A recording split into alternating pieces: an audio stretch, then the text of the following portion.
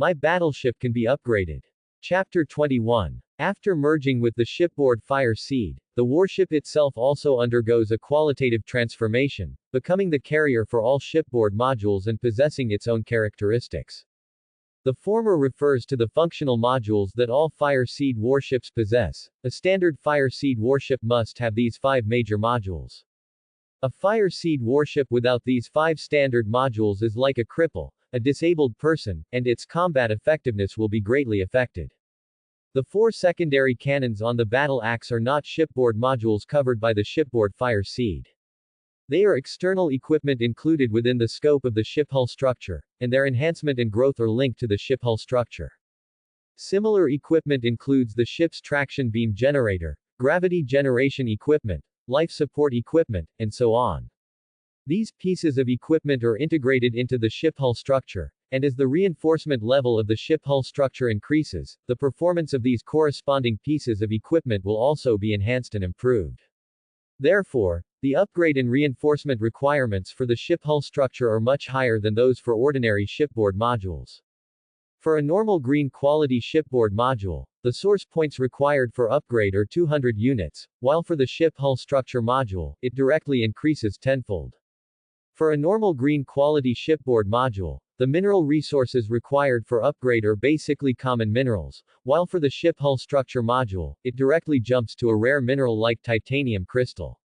Next are the additional modules. The battle axe currently has 3 additional modules: the Flying Mare Warp Device, the Quantum Entanglement Brainwave Control System, and the Mirage System. These fully occupy the battle axe's only 3 additional module slots. Among them, the Quantum Entanglement Brainwave Control System and the Mirage System come from the Jin family's own heritage. The remaining Flying Mare Warp Device was an alien space civilization creation that Yuan Shu obtained by chance while exploring mysterious ruins in an alien space battlefield. All these details are recorded in the captain's log left by Yuan Shu. The various shipboard modules on the battle axe. Among the standard modules, the secondary cannons, engine, and sky patrol radar are all marked with black font. This indicates that these 3 shipboard modules are of no quality, low-grade modules. The standard main cannon, armor, and ship hull structure modules are marked with green font.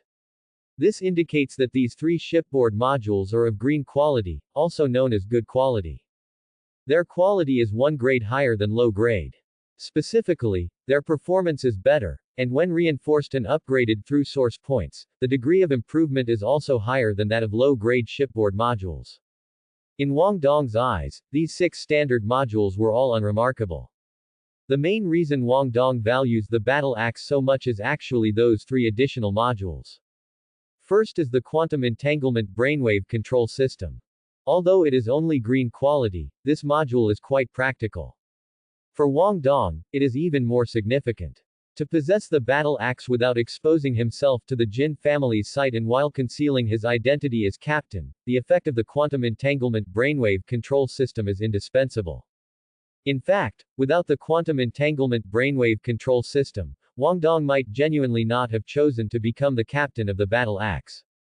This is very important. The shipboard optical computer on the battle axe can handle some situations, but not all, especially when being pursued.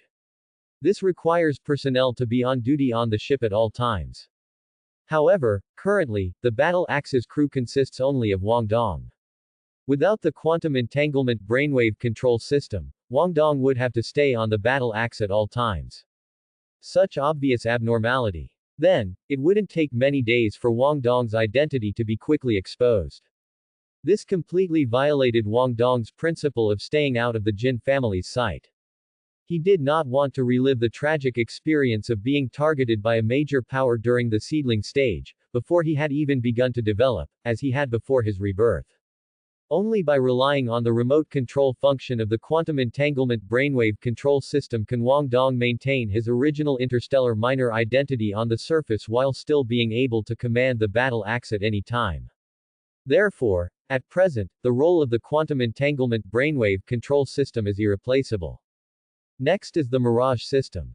An additional module of gold quality. Above no quality is green quality, good quality. Above green quality is blue quality, fine quality. Further up, purple quality, rare quality. After rare quality, comes gold quality, heroic quality. Meaning, gold quality shipboard modules are the cornerstone for embarking on the path of a hero. Every gold quality shipboard module brings a qualitative improvement to a fire seed warship. And this Mirage system, in Wang Dong's opinion, can be considered excellent even among gold quality shipboard modules. Its operating principle is unknown, it is a typical creation of a mysterious civilization.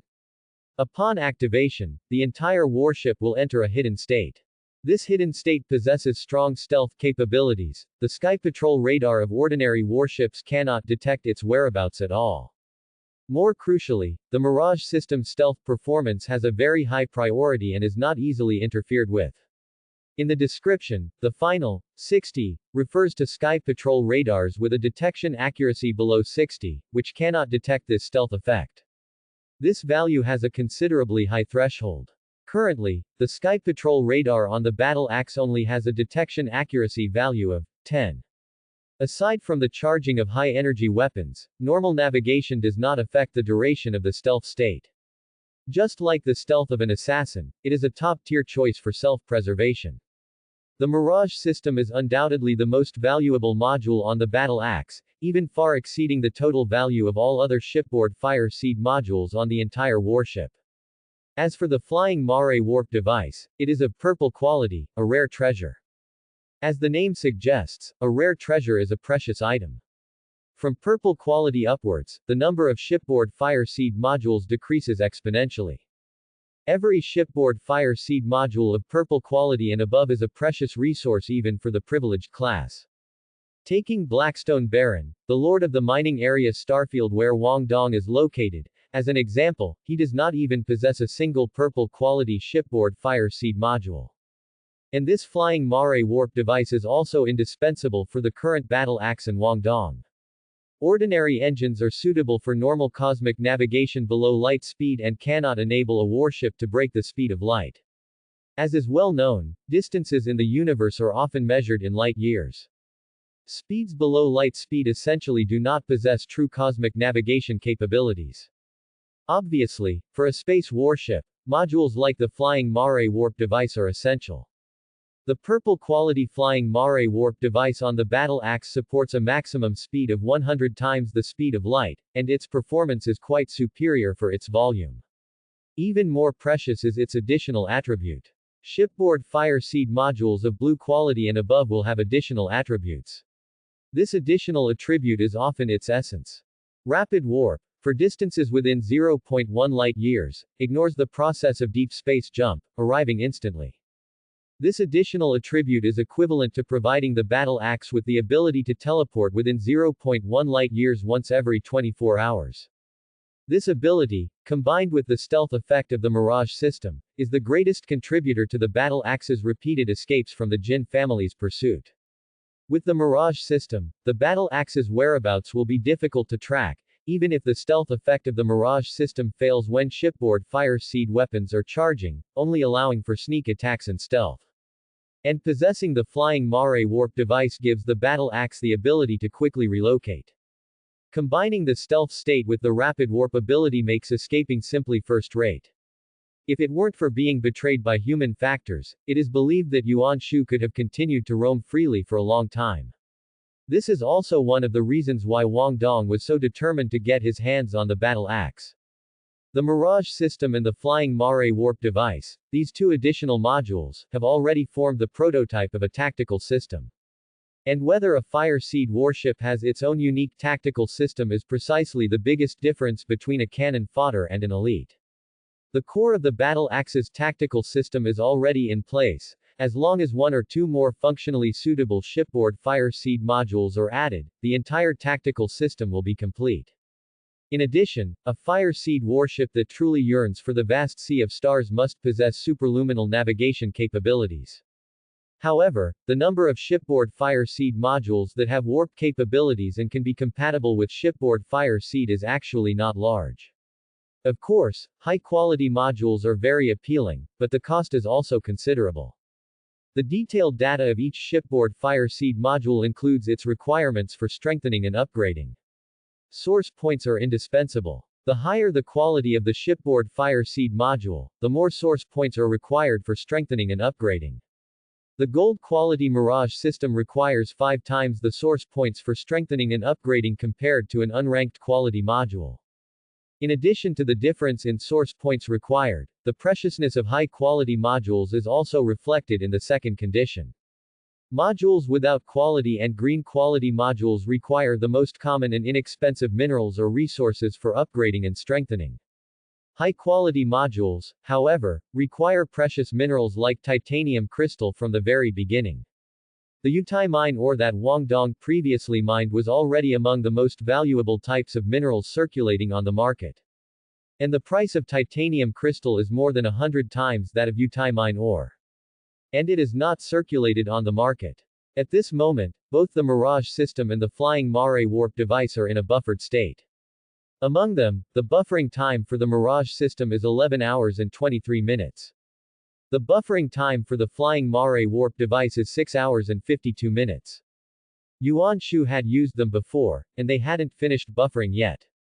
Wang Dong smiled. At this point in time before his rebirth, he was clumsily commanding the battle axe, facing the attacks of the Jin family's warships in a state of disarray. He could only rely on his familiarity with the environment within the asteroid belt mining area, the complex celestial environment, and the assistance of the system to stall for time. The reason for stalling for time was to wait for the buffering of the 2 aforementioned modules to end. And this time, he perfectly avoided a disaster. If nothing unexpected happens, that Jin family warship should still be searching painstakingly near the location where the battle axe captured the mining machine too. In fact, after his rebirth, Wang Dong had prepared several contingency plans. This included, after boarding the battle axe, relying on his pre-rebirth accumulation and using his excellent performance along with a small lie, to gain more of Yuan Shu's trust. He tried to see if he could avoid the trouble of the Yuan family secret medicine. However, after careful consideration, he overturned this idea. What if Yuan Shu saw Wang Dong's outstanding performance, increased his expectations for Wang Dong, and changed the requirement of killing a direct descendant of the Jin family to destroying the Jin family, or used other even more demanding methods instead of the Yuan family secret medicine? What then? This was not impossible. So, in the end, Wang Dong still adopted the most conservative plan with the fewest variables. He would continue to feign ignorance and take command of the battle axe. However, after gaining command of the battle axe, he would initiate a strategic retreat a little earlier. By leveraging this slight head start, Wang Dong would pilot the battle axe into the depths of the asteroid belt one step ahead, effortlessly evading the search of the Jin family's warships. While perfectly concealing his own existence, he also prevented the battle axe from being heavily damaged, maximizing the battle axe's combat effectiveness. Originally, at this time, the most important thing Wang Dong should have done was to check some information left by Yuan Shu in the ship's optical computer. The pre-rebirth Wang Dong indeed did this. The more information he possessed, the clearer his understanding of the situation, and the more orderly his decisions would be. The current Wang Dong naturally no longer needed to peruse the battle axe's logs or study its combat methods. More than 10 years of struggle against the Jin family had made him extremely familiar with the battle axe. To put it bluntly, even with his eyes closed, Wang Dong could complete the entire process of using the restroom on the battle axe. So far, Wang Dong's plan was proceeding smoothly. Since we've already avoided direct contact with the Jin family's warships, once these 2 additional modules finish buffering, I can return to the mining machine too and continue mining operations. This way, I can perfectly distance myself from today's events and remain an ordinary interstellar miner. The only hidden danger is whether the notoriously vindictive Jin family, unable to find the battle axe's whereabouts, will vent their anger on the miners in the mining district. They wouldn't need to target a specific miner, just a few random standard main cannon bombardments would create a chain reaction, causing the gravitational turbulence in the nearby airspace to react. The mining district in such a situation would be a living hell, nearby mining vessels simply couldn't withstand it. Wang Dong calmly deduced. But after such a long time, there was still no movement. This hidden danger could therefore be ruled out. Wang Dong stared intently at a small virtual screen on the right side of the command cabin. He had specifically pulled it up for the miniature probes he had released earlier. 2 hours ago, results had already appeared on it. The dozen or so miniature probes he had deployed transmitted their observations after the MI particle effect in that area dissipated. Less than an hour after Wang Dong had commanded the battle axe to make its strategic retreat, a Fire Seed warship, also of destroyer class, conspicuously appeared there. It really is that Sima Disao. From certain details of this warship, Wang Dong recognized it as the very ship that, in his previous life, had given him, the new captain, a severe beating. To say he didn't want immediate revenge would certainly be a lie. However, Wang Dong was still quite self-aware. Currently, he genuinely couldn't win a direct fight. Sima Disao, a direct descendant of the Jin family, backed by his family, received a share of resources far beyond what ordinary people could imagine. His flagship had an overall rating exceeding LV.11. Compared to the battle axe's LV.6, this was already a difference of an entire tier. In a head-on engagement, the battle axe's standard main cannon, unless it scored 10 consecutive hits, couldn't even break through the enemy warship's energy shield. Yet, the energy shield on the battle axe might not even withstand 2 consecutive bombardments from the enemy. Of course, while a direct confrontation was out of the question, it didn't mean there were no other options. Just like in his previous life, even though the battle axe was heavily damaged, after temporarily escaping the pursuit, Wang Dong spent several days in deep thought and truly found a method. Utilizing his familiarity with the astronomical environment, Wang Dong found a suitable ambush airspace. Gravitational turbulence is common within the asteroid belt mining area. Some hidden gravitational turbulences are in a state of relative internal equilibrium and usually don't manifest. But when external factors cause a disturbance that reaches a certain level, they can suddenly erupt. These hidden yet powerful turbulences are considered the greatest traps by interstellar miners. Wang Dong, relying on his many years of experience in the mining district, found such an airspace with powerful gravitational turbulence. He had previously laid numerous space mines on asteroids at a certain distance in that area. Since they were within the asteroid belt, the effective detection range and precision of the warship's Sky Patrol radar were greatly reduced, making it very difficult to discover the space mine traps set by Wang Dong due to their distance. Subsequently, Wang Dong commanded the battle axe to briefly reveal its presence, immediately attracting the Jin family's warship, which had been searching nearby, to give chase. After both sides arrived at the preset battlefield, Wang Dong ordered the battle axe to scatter MI particles, obscuring the battlefield. With a do-or-die attitude, he initiated close-range artillery fire.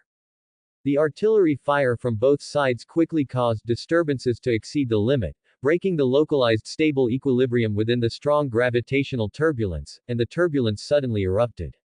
Gravitational turbulence itself could not do anything to Fire Seed warships with tough shields and armor. At most, it would cause some trouble.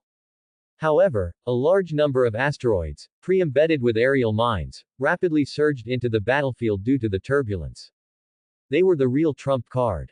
The aerial mines, set with a simple friend or foe identification capability, heavily damaged the Jin family warships caught in the trap. Facing an opponent whose engine module was severely damaged and had lost mobility, Wang Dong mercilessly attacked and eventually sank it. Then, he successfully obtained the antidote. This removed the hidden danger of the Yuan family's secret medicine from his body. Objectively speaking, Wang Dong's planning for this ambush was quite good. The battle results were the most direct proof. He successfully defeated an opponent a notch stronger than himself. If it were in a virtual combat game on the Star Domain network, this would be a perfect victory. Unfortunately, reality is, after all, reality. At that time, the inexperienced Wang Dong thought that in a complex airspace like the asteroid belt, ambushing a warship would be unnoticed, and its trace would be difficult to find afterward. However, he did not realize that Fire Seed warships also had something similar to a black box. The result of not being able to completely destroy all traces was that subsequent Jin family warships, dispatched later, found the black box by following a special signal. Thus, the entire process of this ambush fell into the hands of the Jin family. From the perspective of the commander dispatched later by the Jin family, the information Wang Dong exposed in this ambush was quite significant. Firstly, the captain of the battle axe had changed. It was no longer Yuan Shu. According to Sima Disao's regular reports, Yuan Shu had sustained life-threatening severe injuries, and the Jin family's heart-piercing dagger was the best guarantee. Even with extreme measures, Yuan Shu's remaining life would not exceed 24 hours after being injured. Therefore, the ambush, which took place several days after the incident, was clearly not commanded by Yuan Shu. Moreover, the style of this ambush was distinctly inconsistent with Yuan Shu's previous combat style. It could be concluded that Yuan Shu, before his death, transferred the captain's authority of the battle axe to another person. Secondly, the new captain of the battle axe was clearly very familiar with the situation within the asteroid belt mining area. He was even so familiar that he had a complete grasp of those highly concealed invisible gravitational turbulences. Only then could such a down-to-earth ambush be planned. When these two conditions were combined, and considering the interior of the mining district where the battle axe was located at the time of the incident, the identity of the new captain of the battle axe was practically obvious. Besides the local miners who were engaged in mining operations within the mining district at that time, could there be anyone else? Thus, Wang Dong's identity was basically half exposed. Before his rebirth, with a few additional modules on the battle axe, Wang Dong originally had a chance to lie low, at least not to be discovered by the Jin family so quickly. His actions, in the end, were forced by the Yuan family's secret medicine that Yuan Shu had injected into him. To meet the conditions and obtain the antidote within a short year, Wang Dong at that time could not find a better method and could only take a desperate gamble. The desperate gamble succeeded, but the consequences were severe. Not only did it leave clues, increasing the probability of Wang Dong's identity being exposed, it also made the already heavily damaged battle axe even worse. So much so that before the battle axe was repaired, Wang Dong dared not use the warship's auxiliary system functions to enter an alien space to obtain source points. And there were no factories in the mining area starfield and its nearby starfields that could repair Fire Seed warships. Wang Dong also could not expose his identity as the captain of the battle axe. As a result, a long period that should have been a development phase was wasted. This time, however, Wang Dong smiled playfully. Who said that direct descendants of the Jin family were so difficult to kill? Who said his only choice was Sima Disao, that tough nut to crack? Also, did the restrictions Yuan Shu set for the battle axe's onboard optical computer truly only have to be unlocked by fulfilling specific conditions? You little fools of the Jin family, this time I'm not playing in the mud with you. The mountains are high and the waters are long, we'll meet again someday. After his rebirth, Wang Dong's vision and insights were no longer limited to a small corner, he already had the capital to jump out of this small chess game. He clearly realized that at this stage, continuing to entangle with the Jin family was very dangerous and completely unnecessary. Up to now, by virtue of the intelligence advantage brought by his rebirth, Wang Dong had successfully hidden himself from the Jin family's sight. As long as the battle axe did not reappear and Wang Dong himself did not reveal any flaws, at least in the short term, the Jin family would not focus their attention on Wang Dong. As time passed, giving Wang Dong a period of development. Not to mention a mere direct descendant of the Jin family. Even the entire Jin family, Wang Dong dared to overturn it for them to see. Of course, these were just grand words, empty talk, if you take them seriously, you lose. Strategically, one can be contemptuous, but tactically, one must still be serious. Without further delay, Wang Dong quickly returned to the mining machine 2, which was still in the battle axe's cargo hold. The quantum entanglement brainwave control system had already been activated by Wang Dong. Once activated, this module directly binds to the captain's brainwave signal. Within its range, it can constantly connect to the warship's command system via brainwaves for operation. Open the cargo bay door. Wang Dong, familiar with the process, completed the link and tried a few commands. Only after confirming there were no anomalies did he officially act. As the command was given, the cargo bay door on the battle axe's underbelly slowly opened. Under Wang Dong's control, the mining machine 2, like a nimble swift, drew a beautiful arc and lightly swept out of the battle axe. Close the cargo bay door. In response, the cargo bay door slowly closed. Perfect. Wang Dong snapped his fingers and, controlling the mining machine too, quickly moved away from the battle axe. 12 hours later, Wang Dong used the quantum entanglement brainwave control system to remotely activate the Mirage system, and the battle axe entered stealth mode. Subsequently, the battle axe silently moved away from this area.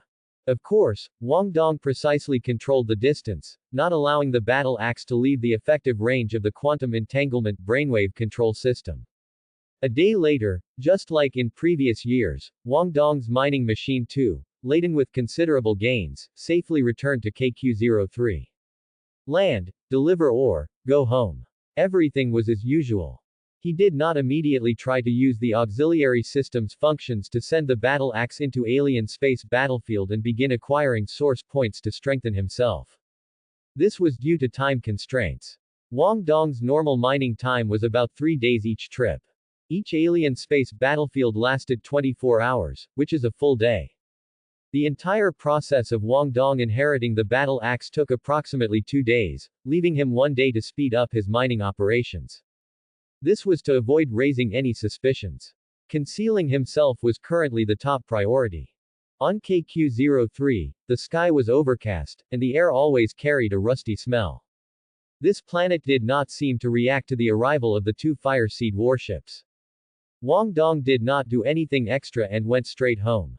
The next day, waking up, he stretched his back comfortably, making a series of creaking sounds from his joints. Comfortable. The pre-reincarnation Wang Dong was not as relaxed as he was now. Wang Dong still remembered that the battle axe's energy reserves were limited at that time. After barely escaping the pursuit, hiding the battle axe, and returning to the mining district planet in his mining ship, Wang Dong's first thought was how to obtain standard energy blocks. Standard energy blocks themselves were not difficult to buy. They could be used by various engines. Large engineering equipment, spacecraft, etc., could all use standard energy blocks to function. Each standard energy block was not large, 10 centimeters long, 5 centimeters wide, and only 1 centimeter thick, roughly palm-sized. It was mainly composed of high-energy fuel. The price was not too expensive either, 1,000 yuan per block. Buying 2 or 3, or even a dozen, at once was considered normal.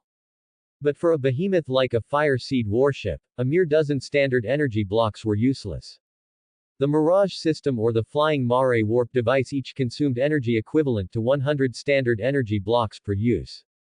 The quantum entanglement brainwave control system was also a major energy consumer, requiring 1 standard energy block per hour when active. Coupled with the consumption of the warship's engine and other equipment, the battle axe needed a minimum of 30 standard energy blocks per day. At least 30,000 yuan in pure consumption per day. This was a game that ordinary rich second-generation heirs could not afford to play. Wang Dong had a considerable amount of savings, but he couldn't openly buy a large number of standard energy blocks. It couldn't be explained. He still had to find ways to hide his identity. Since regular channels were inconvenient, Wang Dong could only use underground channels. At that time, in order to secretly obtain energy blocks, Wang Dong sought out and made a deal with an unfamiliar merchant caravan leader. He bought a batch of standard energy blocks at a price lower than the market rate, and in return, Wang Dong gave the caravan leader an extra commission.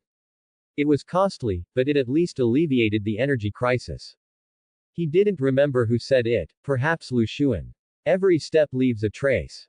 Even though Wang Dong, for safety reasons, used a one-time contact-like technique, specifically seeking out someone he didn't know at all for the transaction.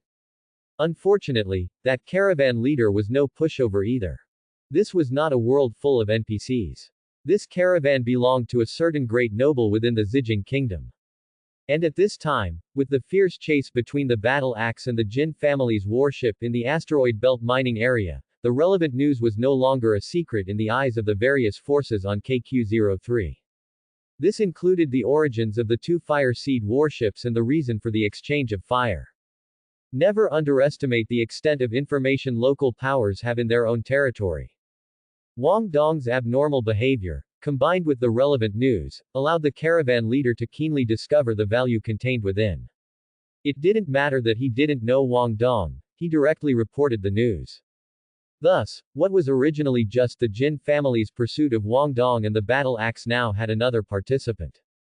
This great noble within the Zijing kingdom later also intervened in Wang Dong's fate, bringing him many adverse effects. Tianfang Earl Territory, 4th Caravan, Leader Wu Hao's. Wang Dong had it noted in his little book. He would definitely retaliate. After his rebirth, Wang Dong also faced the energy crisis of the battle axe. The current energy reserve of the battle axe is 2072 units. Each standard energy block has an energy storage capacity of 1 unit. This reserve is still decreasing at a rate of over 30 units per day. This means that if it is not replenished in time, the battle axe will run out of all its energy in less than 70 days at the latest. A fire seed warship that has exhausted its energy and lost its maneuverability and stealth capabilities is like a large piece of fatty meat just sitting there. At that time, Wang Dong was very likely to lose it completely. Unlike before his rebirth, Wang Dong appeared quite calm at this moment, without a hint of anxiety. A small trick. In the absence of standard energy blocks, energy crystals, as pure high-energy matter aggregates, can also be used as emergency energy for a fire seed warship. The downside is that the cost is a bit high, and it may lead to engine damage afterwards. The self-cultivation of an experienced interstellar mercenary. Wang Dong currently possesses 3 units of low-grade energy crystal, which, if used for emergencies, can provide the battle axe with 3,000 units of energy reserve. This is enough to alleviate the energy crisis of the battle axe to a certain extent. Therefore, Wang Dong did not need to take any unnecessary actions or risks. Another risk point, eliminated. Putting down the empty meal tray. To be honest, the nutritional meal didn't taste very good. After a quick shower and changing into casual clothes, he left and took a maglev bus to the Maizu Internet Cafe from a nearby bus stop. The weather wasn't great today, so walking wasn't a good idea. After a 35-minute drive, he arrived at the Maizu Internet Cafe located in the central business district. It was an 18-story duplex high-rise, rarely seen in residential areas, with an independent parking lot, an exclusive central kitchen occupying an entire floor, and a rooftop lounge. Most importantly, there were as many as 160 Star Domain Network real-time communication platform access cabins. What a strong capitalist vibe. Wang Dong stood at the entrance, muttering with a smile. It's clearly a strong scent of perfume, isn't it? A passerby next to him retracted his gaze, which had been fixed on the row of uniformed young women standing at the internet cafe's entrance, and replied naturally. Wang Dong laughed dumbfounded. Nodding to the familiar stranger, Wang Dong walked through the main entrance of the Maizu Internet Cafe. A customer service lady with a pleasant face, dressed in a black and white uniform, quickly came forward. Hello sir, would you like an introduction? No need, just open a standard cabin, please. Wang Dong pulled out a black card and handed it to the customer service lady. Alright, please wait a moment, I'll swipe your membership card for you.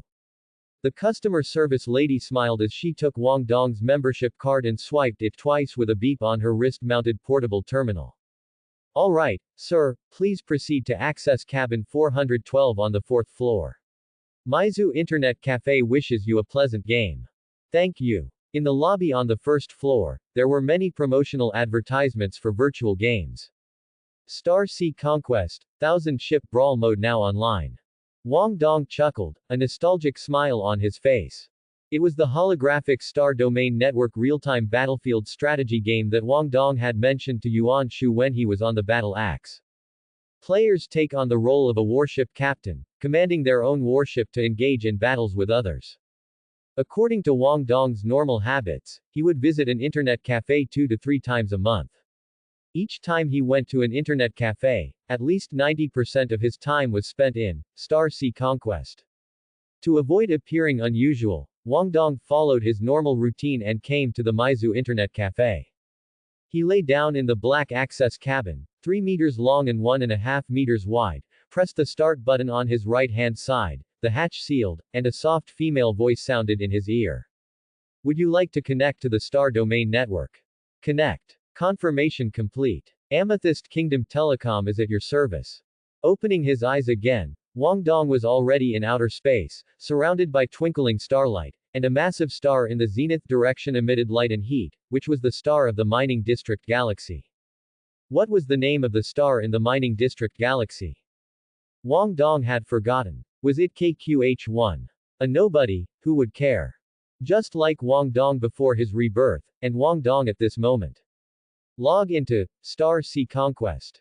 With a command, Wang Dong's perspective immediately shifted, and the starry sea around him gradually dimmed.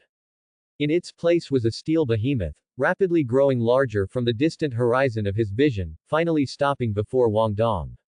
At the bow, a crudely styled kinetic cannon pointed towards the distance. Around the hull, a total of 4 smaller caliber secondary cannons, supported by hemispherical mobile turrets, moved agilely along the outer rail on the sides of the hull. At the stern, the pale blue engine exhaust gradually faded, and then from the side of the ship's belly, a tractor beam shot out, enveloping Wang Dong. The next moment, Wang Dong was already in the warship's command cabin. He expertly boarded the captain's seat in the center of the command cabin, and 2 seat belts popped out from behind the seat, crossing to secure Wang Dong. On the virtual screen above the command cabin, the green indicator light representing the captain's presence lit up, and then the standard baritone voice of the ship's onboard optical computer sounded. Captain is in position. This ship is a mass-produced Scout-class destroyer with the following performance parameters: standard main cannon LV-1, armor LV-1, engine LV-1, sky patrol radar LV-1, ship hull structure LV-1. Overall combat power is rated as destroyer LV-1. Remaining enhancement points, 1090. Current combat power ranking is below 99.9% of players. Captain, please continue to work hard. Familiar appearance, familiar internals. The Scout-class destroyer was the starter warship in the game, Star Sea Conquest, given for free at the beginning.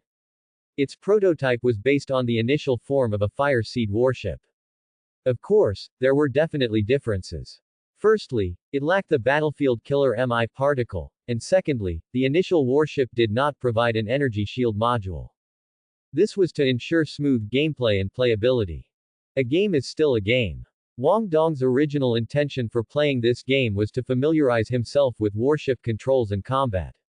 Because besides this, he couldn't find any other better way to understand universe warships. It had been a long time since he touched this game. Before his rebirth, he was busy being hunted down, and besides, with a real Fire Seed warship, who would still play such a virtual one. Wang Dong, with a touch of nostalgia, opened the game. Entering one-on-one random matching mode. Waiting in queue. 3, 2, 1. Matching complete. May the captain's military fortunes be prosperous. Date: June 14, Star Calendar 10103.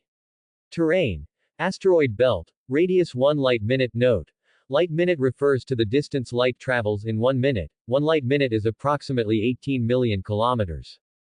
Participating vessels: mass-produced Scout-class destroyer LV-1 ID, Hanfang mass-produced Scout-class destroyer LV-4 ID, Shinsho Qingnu. Victory conditions: one side is sunk or surrenders. Battle duration: 1 hour. Battle start. As the prompt scrolled across the virtual screen in front of him, the next moment Wang Dong's warship appeared in an asteroid belt. An asteroid belt, huh? An interesting coincidence. Wang Dong pondered for 2 seconds and then issued an order. Activate Sky Patrol Radar Passive Mode, engine at low power, adjust ship hull structure orientation to X01, Y02, Z01 relative to this ship as the center. Spatial coordinates are a 3-dimensional system.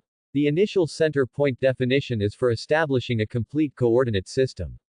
Subsequent spatial positions can be located relative to this initial center point, facilitating distance calculation, cannon aiming, and other operations. Here, X is the horizontal axis, Y is the vertical axis, and Z is the longitudinal axis.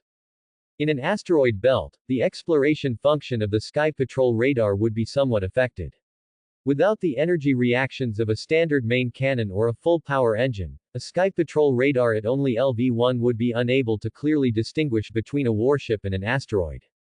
Therefore, Wang Dong chose to use the passive mode of the Sky Patrol radar, not actively probing the opponent, but passively receiving possible exploration waves to calculate the opponent's position without revealing his own. At the same time, to prevent an attack if he was discovered first by the opponent, he chose to move his warship next to a moderately sized asteroid nearby for cover. After only 5 minutes, the Sky Patrol radar in passive listening mode received the opponent's probe wave. Received probe wave, intensity 0.9, source coordinates x13, y20, z11. This was a true novice, with no concept of stealth maneuvering, just charging straight ahead. Engine at second gear power. Use the asteroid as a node. Approach the enemy ship. Maintain Sky Patrol radar passive mode.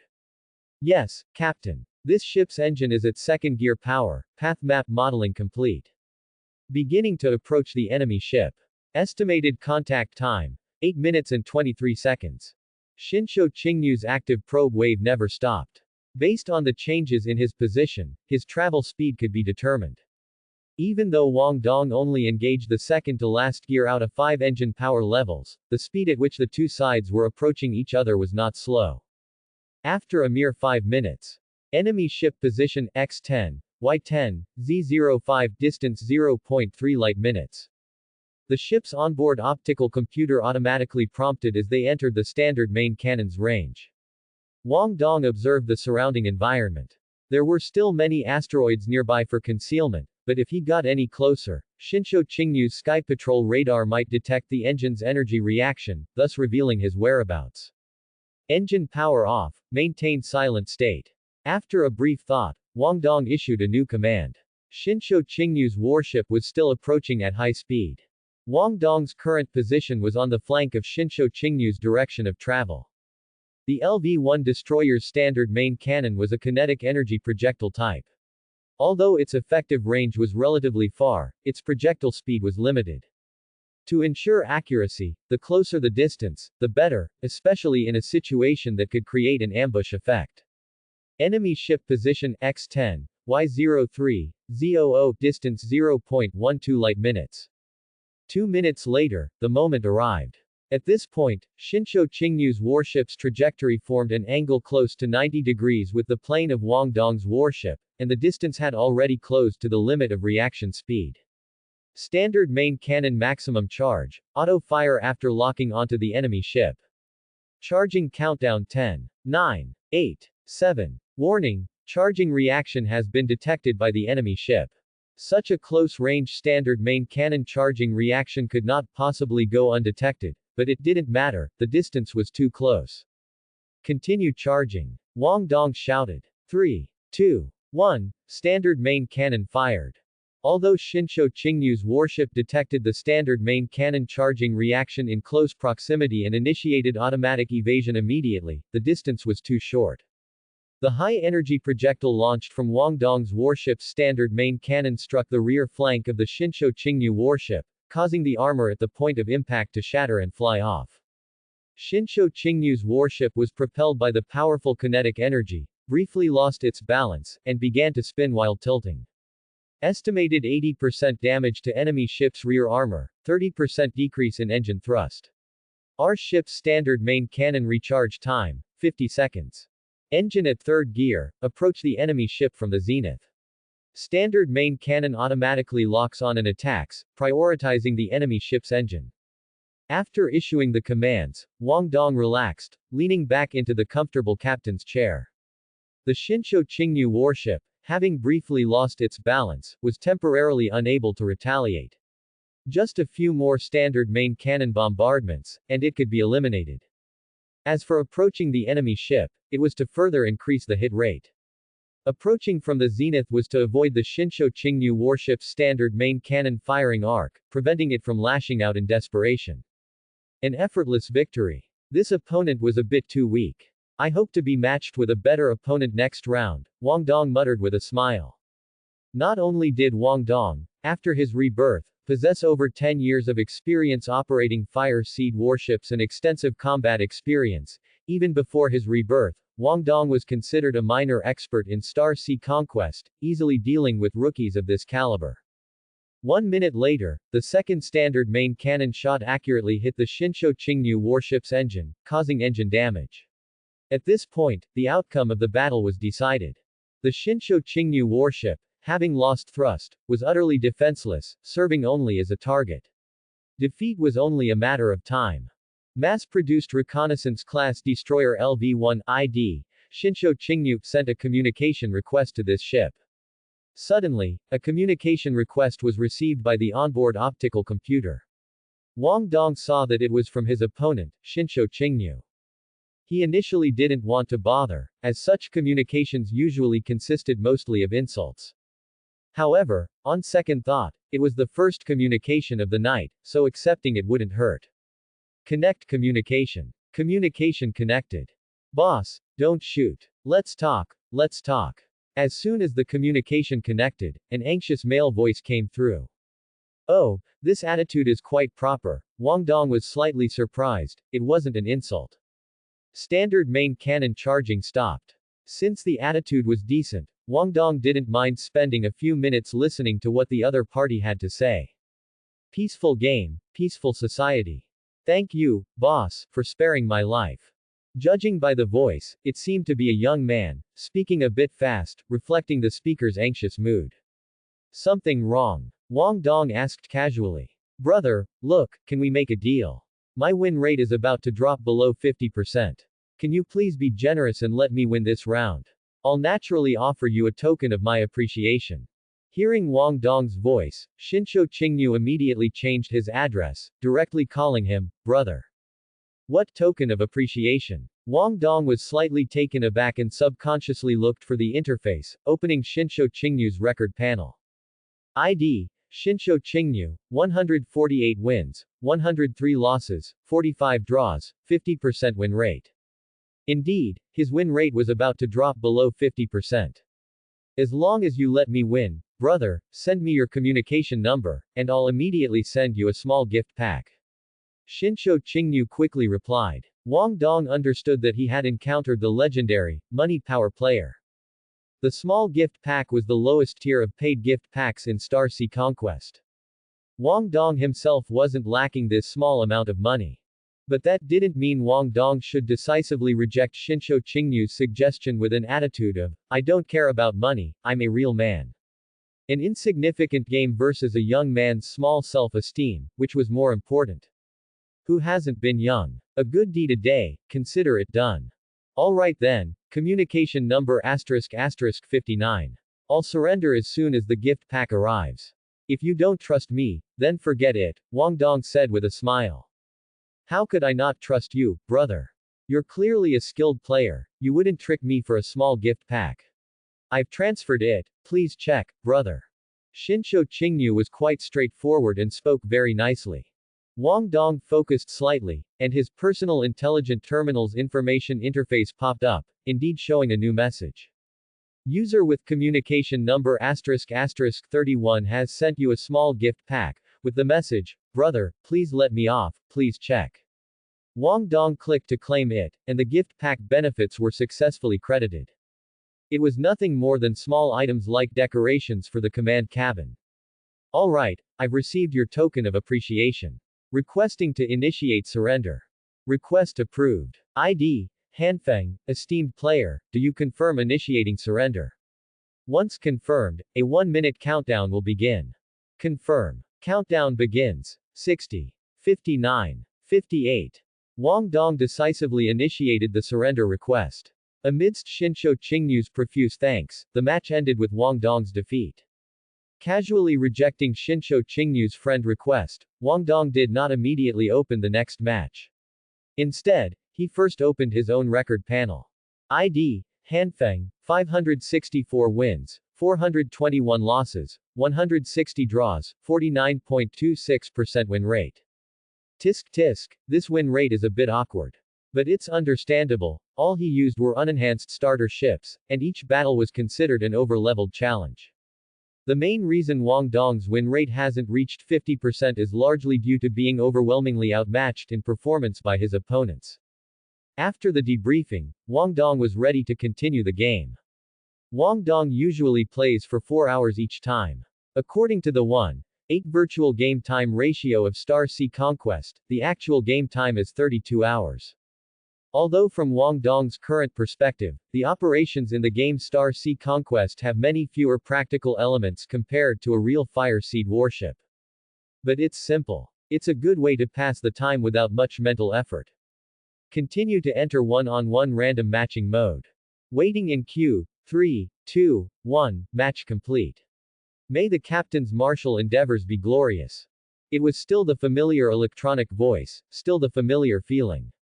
Time. Star calendar 10103, June 14th. Terrain. Cosmic Void Belt, radius 1 light minute. Participating ships. Mass-produced Scout-class destroyer LV-1 ID. Hanfang mass-produced Scout-class destroyer LV-5 ID. I love juice. Victory condition. One side is sunk or surrenders. Battle duration. 30 minutes. Battle start. Cosmic voids refer to extremely matter-deficient regions often found between galaxies in the universe. Due to gravity, galaxies in the universe pull each other, forming gigantic star rivers, each of which may contain millions of star systems. As matter pulls each other, dense matter belts are formed, which naturally leads to corresponding matter-poor belts. The void between star systems and the void between galaxies belong to the aforementioned matter-poor belts. Especially in the extremely matter-poor belts between galaxies, there is often not a single star system within tens of thousands of light-years. Cosmic voids refer to this type of cosmic terrain. Numerous Fire Seed warships constantly patrol within the cosmic void belt precisely for these extremely pure astronomical conditions. This allows them to receive alien space signals to the greatest extent, then enter the alien space battlefield, and obtain source points to strengthen their warships. In the game, the background sound for this battlefield is, "Don't be a coward, just go for it." Or translated as, "Don't think about hiding, just give it your all." Wang Dong chuckled. This was the greatest malice towards a starter ship. Activate Sky Patrol Radar active mode. Nothing more to say, let's go. There's no such thing as hiding in this terrain. Within mere tens of seconds, the Sky Patrol radar had feedback. Enemy ship locked, bearing X16, Y16, Z09, distance 0.5 light minutes. Warning, locked by enemy ship. As expected, the speed of the detection waves is consistent. When you observe your opponent is also observing you. Engines at third gear, target enemy ship, advance. Understood, Captain. This ship is launching. Tens of seconds later, Wang Dong, who was constantly observing the data, frowned.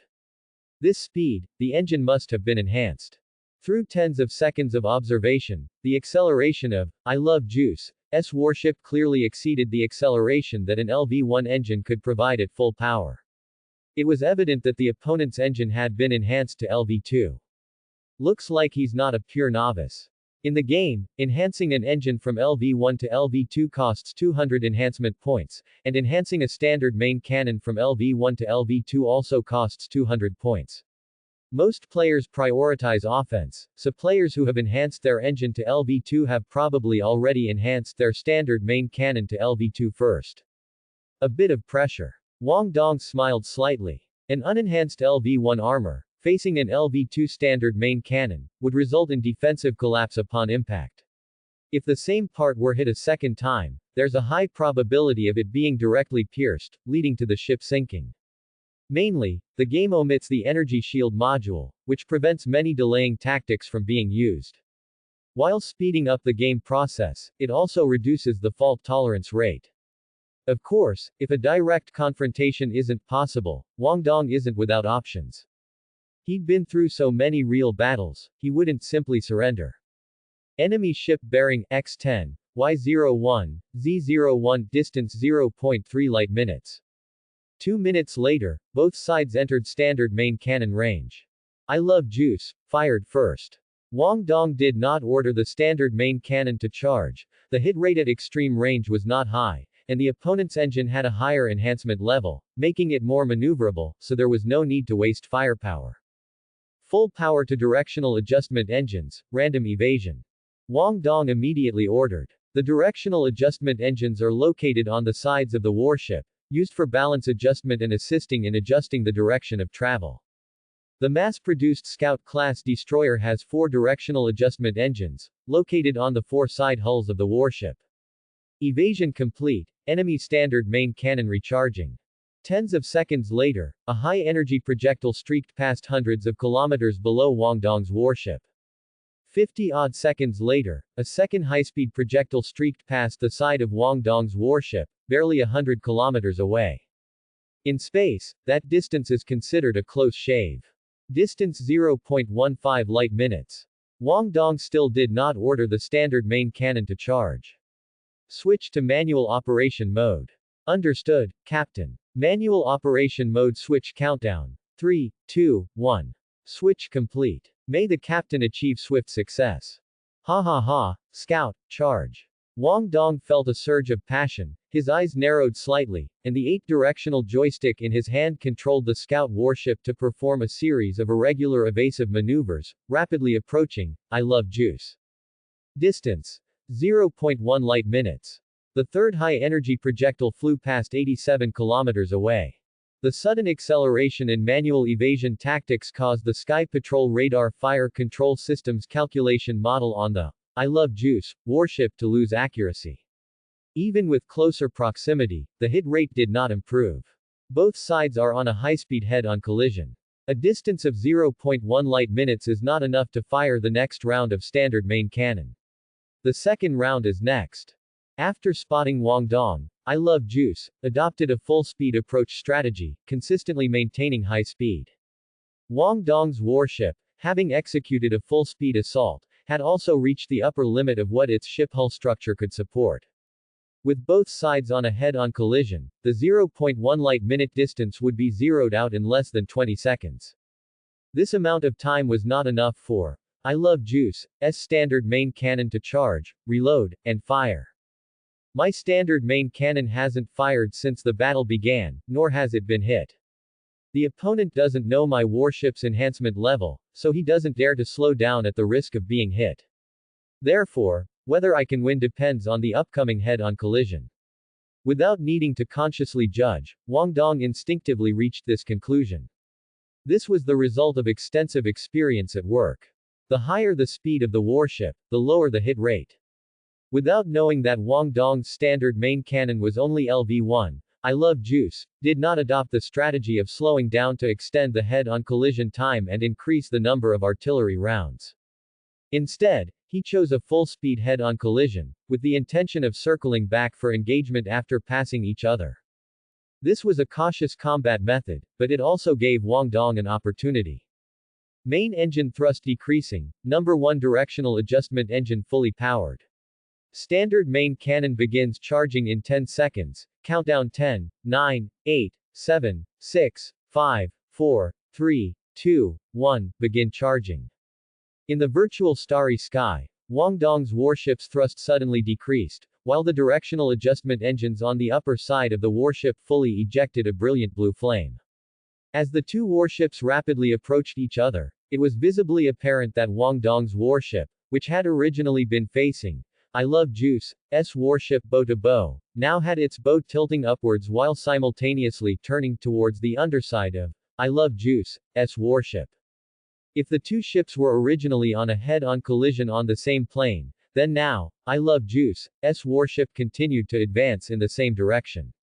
However, Wang Dong's warship, driven by the full power of its upper directional adjustment engines, changed its forward direction to move towards the underside of I Love Juice's warship.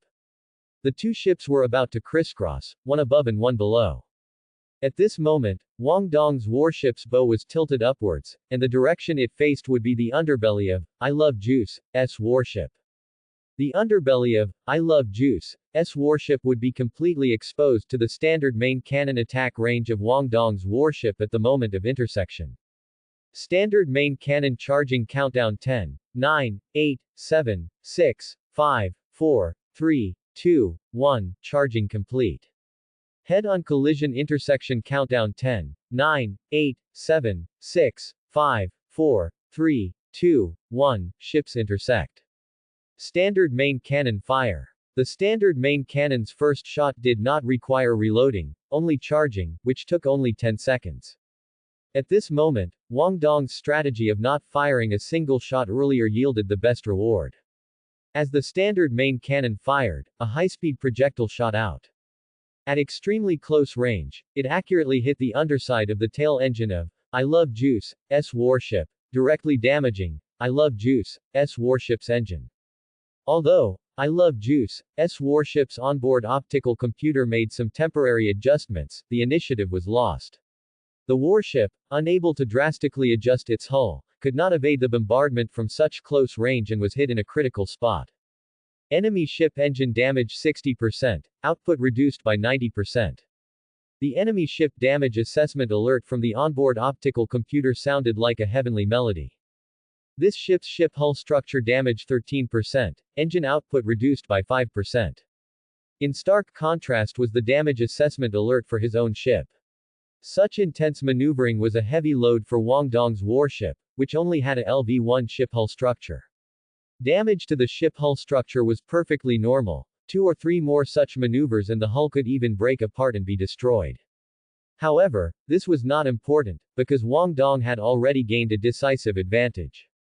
Wang Dong's fish leap strike directly caused significant damage to I Love Juice's warship engine, reducing its output by 90%. This was even more severe than the brief imbalance in the previous match. Not only would the opponent's speed become a snail's crawl, but even the standard main cannon's charging time would be extended several times, essentially guaranteeing a defeat. Sure enough, just a few seconds later, the system prompt arrived. ID, I Love Juice player has initiated a surrender request, countdown 60. 59. 58. Wang Dong controlled his ship to make a detour, stopping not far from the side of I Love Juice's warship, and did not allow the standard main cannon to continue charging. Since the opponent had already surrendered, there was no need to engage in corpse-whipping behavior. Basic sportsmanship should be observed, dear. Peaceful society, peaceful game. ID, I Love Juice, player initiated communication request. An electronic voice prompted. Wang Dong exhaled a long breath, easing his recent excitement, and connected the communication. Big shot, let's team up to clear the battlefield. A delicate female voice sounded. I'll cling to your leg and shout, 666. Time is limited, sorry. Wang Dong decisively refused, then cut off the communication. He had no interest at all. Good luck, the timing for the fish leap strike was just right. It seems my warship control skills have improved significantly. Wang Dong silently gave himself a thumbs up. The fish leap strike tactical maneuver was quite difficult. The moment the two ships converged was extremely brief, and with both ships constantly changing speed, accurately judging the timing for the standard main cannon's charge was very challenging.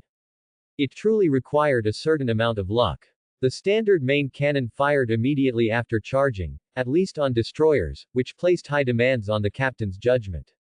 If he charged too early, by the time the charge finished and the standard main cannon had to fire, the two ships wouldn't have reached the convergence point. The opponent's warship wouldn't have moved into the standard main cannon's firing arc, making it impossible to hit. If he charged too late, the convergence point would have already passed, and he would only be firing into the air. Moreover, the armor of the I Love Juice warship was also LV2. If Wang Dong had failed to hit the engine, a critical component, even if he had been slightly off, with the impact point landing on the armor at the tail of the I Love Juice warship, it would have at most been a light injury.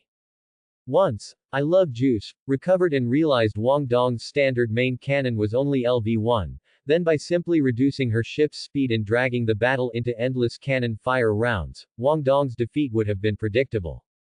Subsequently, Wang Dong continued to matchmake and played 3 more consecutive matches. All wins. Crushing noobs was fun for a while, and it would always be fun if he kept crushing noobs.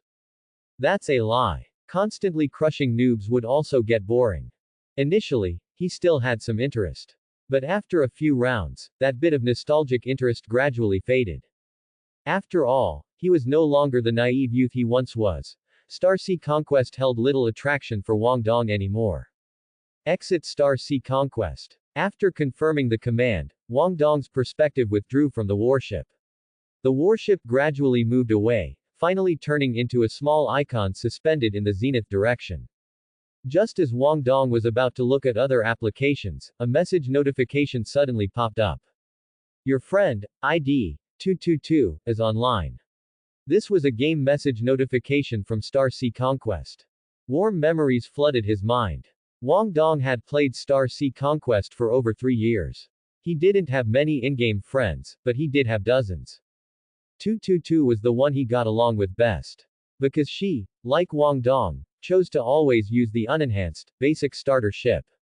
Before his rebirth, after Wang Dong obtained the battle axe, he was constantly on the move and no longer had time for leisurely gaming. Star Sea Conquest had long been forgotten. Naturally, he lost contact with his in-game friends. Whenever he occasionally thought of it, he would always feel some regret. Upon seeing the notification, Wang Dong re-entered Star Sea Conquest without hesitation. As soon as he logged in, before Wang Dong could even sit in the captain's chair of his Explorer-class destroyer, a friend message arrived. Xiao Dongzi, you're here too. Perfect, come quickly and practice a few rounds with me, big sis. I learned a new tactical maneuver today, and I'll try it out on you. A sweet and innocent girlish voice sounded. It was a message from 222. Wang Dong shook his head and smiled wryly, subconsciously replying, Little rabbit, you're acting big again. I've told you, I'm 2 months older than you. You should call me Dong Zhe, understood? PFF'd, you, Xiao Dongzi, want to be a big brother. Beat me first, then we'll talk. Or do you want me to let you have one directional adjustment engine? Through her bell-like laughter, the image of the mischievous girl seemed to appear before his eyes. The two were typical game friends. Their interaction was limited to the game Star Sea Conquest, they had no other contact outside of it. According to the ages they reported to each other, Wang Dong and 222 were born in the same year, with Wang Dong being 2 months and 6 days older. However, due to the significant difference in their gaming skills, 222 always refused to acknowledge him as older, often referring to herself as Big Sis instead. 222's warship control skills and strategic and tactical vision were very high. At least, among the opponents Wang Dong had encountered during his 3 years in Star Sea Conquest, very few were stronger than her. Even from Wang Dong's current perspective, it was quite impressive. 222 claimed to be a student at the Zijing Kingdom Royal Sky Survey Higher Education Academy. Based on the warship control skills and strategic and tactical vision she displayed, Wang Dong believed her. After Wang Dong entered the game Star Sea Conquest, he started from scratch, constantly practicing his warship control skills. Because he had never been exposed to this kind of knowledge before, Wang Dong mostly practiced blindly for the first 2 years, relying on his own intuition. To be honest, the results were mediocre. His win rate in the game was also quite low, because he consistently used the basic starter ship, it didn't even reach 15%. It wasn't until 2 years later that Wang Dong coincidentally met 222 in Star Sea Conquest's battlefield mode. In the 100-person team battle mode, Wang Dong and 222 were on the same side. Under 222's command, Wang Dong and 222's 2 blank slate ships executed a large battlefield maneuver, successfully ambushing the opposing legion's commander's flagship, making a huge contribution to the victory of this team battle. After the battle, Wang Dong decisively employed his invincible water mill technique, successfully persuading 222 to provide him with some guidance on warship control.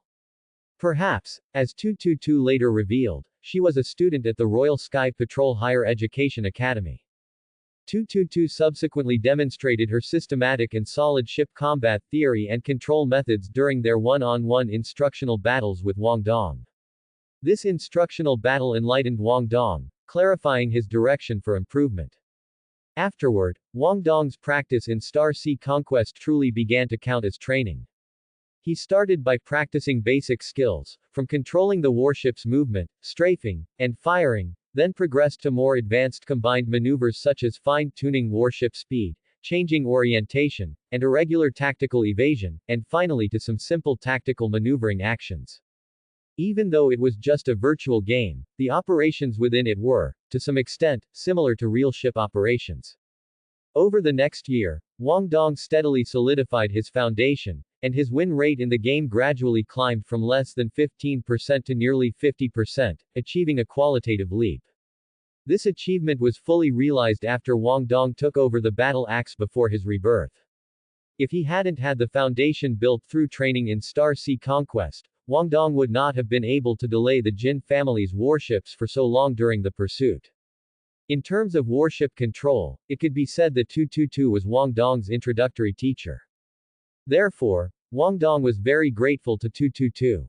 Both in the past and in the present. And for Wang Dong's rapid progress under her guidance, 222 also felt a sense of accomplishment as a teacher. Thus, over time, their relationship grew better and better. Wang Dong also inadvertently revealed some of his own circumstances to 222. A gentleman is open and upright, it's just a game, no need to keep any secrets. 222 also wasn't too secretive when she occasionally mentioned something related to her own situation. The relationship between them felt a bit more than just online acquaintances. If they happened to be online at the same time in the game, 222 would often invite Wang Dong to team up for battles or have a few one-on-one duels. Of course, in duels, Wang Dong's win rate remained 0.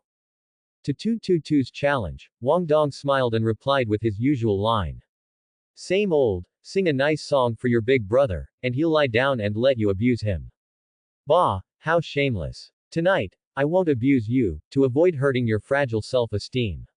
Come on, quickly tell your kind and righteous rabbit sis, thank you, sis, for your dragon's grace.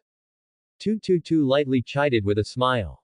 Shouldn't it be, thank you, sis, for your rabbit's grace? Wang Dong retorted with a small jab. Naya naya naya, no matter what kind of grace, as long as you thank sis, it's fine. 222 activated her, out of context, mode and easily defeated Wang Dong. If only my make complaints level was even 1/10 of the great demon King Lu Shu's.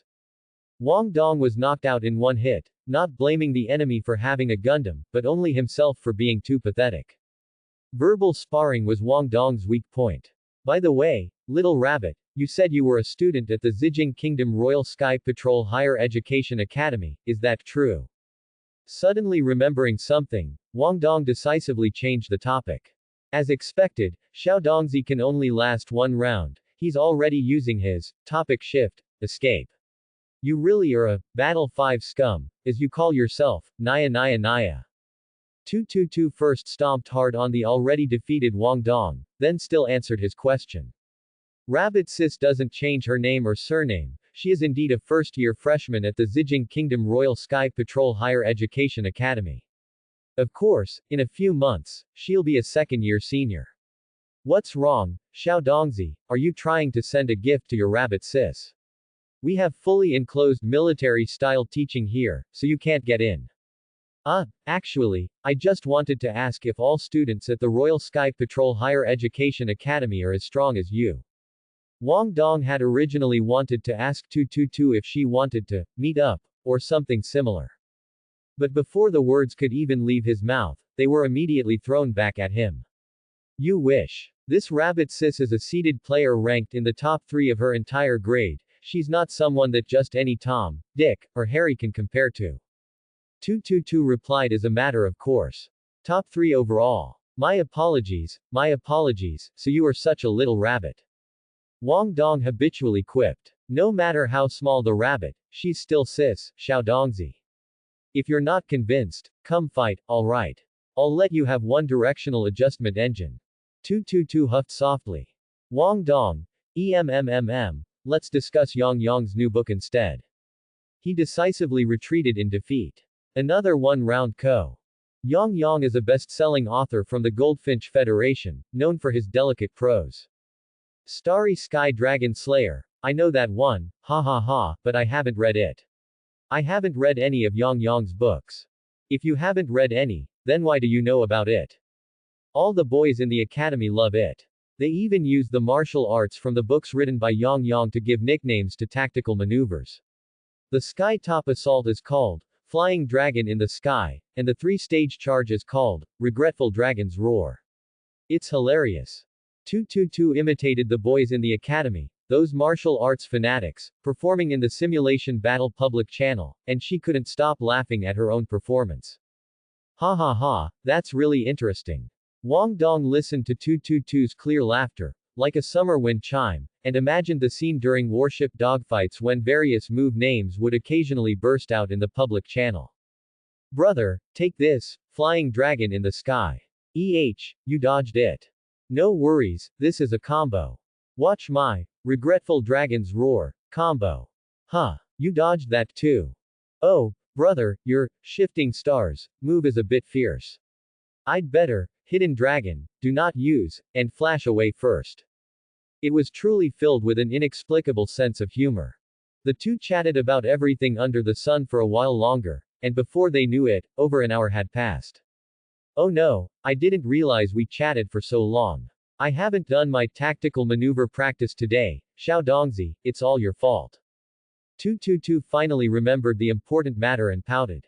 In the Royal Sky Patrol Advanced Education Academy, which was under military management, the time available to connect to the Star Domain network was not long, except when required for formal courses, only a few hours before lights out in the evening. My bad, my bad. How about I practice a couple of rounds with you? Wang Dong didn't mind 222's habitual shirking of responsibility. Forget it, forget it. Xiao Dongzi, you should practice more. Sister 2 is logging off first. Xiao Dongzi, keep practicing hard, see you later. Goodbye. After saying goodbye, 222's friend's status instantly changed to waiting in queue. Her actions were quite decisive. Wang Dong pondered for a moment, then suddenly reached out and pinched his brow. What was with this sudden surge of joy from his heart? Perhaps it was because they hadn't seen each other for too long. Also, after his rebirth, the initial smooth avoidance of the great catastrophe brought a sense of psychological relaxation. He still needed to be cautious and not overthink things. One must know how much virtue it takes to seize an opportunity to transmigrate. Look at the hundreds of thousands of writers and hundreds of millions of readers on a certain literary website in his previous life, how many of them got to transmigrate even once? To tell you responsibly, maybe not a single one. Not to mention, after transmigrating, he could also enjoy the benefit of rebirth once more. Wang Dong believed that a cheat like the system could only determine a person's lower limit. And after having the system, it was still a person's overall quality that truly determined the key factor in how high they could reach. In his previous life, Wang Dong was forced by circumstances, had many regrets, and ultimately didn't amount to much. To be honest, he disgraced the transmigration community. In this life, if he didn't live a life of unrestrained freedom, dominating the star sea, and looking down on the world, wouldn't he be utterly looked down upon? And he would also be wasting such immense good fortune. There will be bread, there will be milk. And there will be love. In the initial stage, it was still necessary to quietly lie low and develop well. Some things couldn't be rushed. Even if he was truly smitten with the young girl and wanted to pursue her. Thinking about meeting her offline in the Goldfinch Federation in the neighboring country, he would still need sufficient capital. Currently, the battle axe and Wang Dong were far from ready. Wang Dong lingered at the Maizu Internet Cafe for half a day before finally leaving with a look of reluctance. In the following days, Wang Dong followed his usual routine, not revealing the slightest flaw. He didn't go out to buy energy blocks, let alone look for the unscrupulous merchant from his previous life. Lao Shi, after the last setback, had also become much more subdued. Everything went smoothly. Until June 20th. Another mining day. Early in the morning, Wang Dong arrived at the mining company's spaceship docking area, full of vigor. He saw many miners gathered together, not picking mining ships, but whispering amongst themselves. Wang Dong paused, then walked closer. Lao Shi, is what you said true? Are there really unidentified warships appearing in the mining district? Of course it's true, I saw it with my own eyes. Aren't the video recordings from the mining ship enough? Lao Shi said with a smug smile. Not just warships, but fire seed warships. Do you know what fire seed warships are? Who cares what kind of warship it is, I'm just worried if the mining district will become unsafe. Warships can't appear in the mining district for no reason. Yeah, what did Boss Chin say? He contracted the mining district, he should at least give an explanation. That's right, I'm even a little afraid to go down to the mine. The miners discussed amongst themselves. What they cared more about was whether their own interests might be affected. And not the admiration that Lao Shi, who started the topic, originally wanted to hear. What are you guys worrying about? Do you think Fire Seed warships would care about poor miners like you? Short-sighted, you deserve to be poor. Lao Shi muttered grumpily, his eyelids drooping. Wang Dong's heart was calm. What Lao Shi encountered should have been the Jin family's Fire Seed warship searching for the battle axe. It definitely isn't the battle axe, Wang Dong is keeping an eye on it. Through the quantum entanglement brainwave control system, Wang Dong always knew the exact status of the battle axe.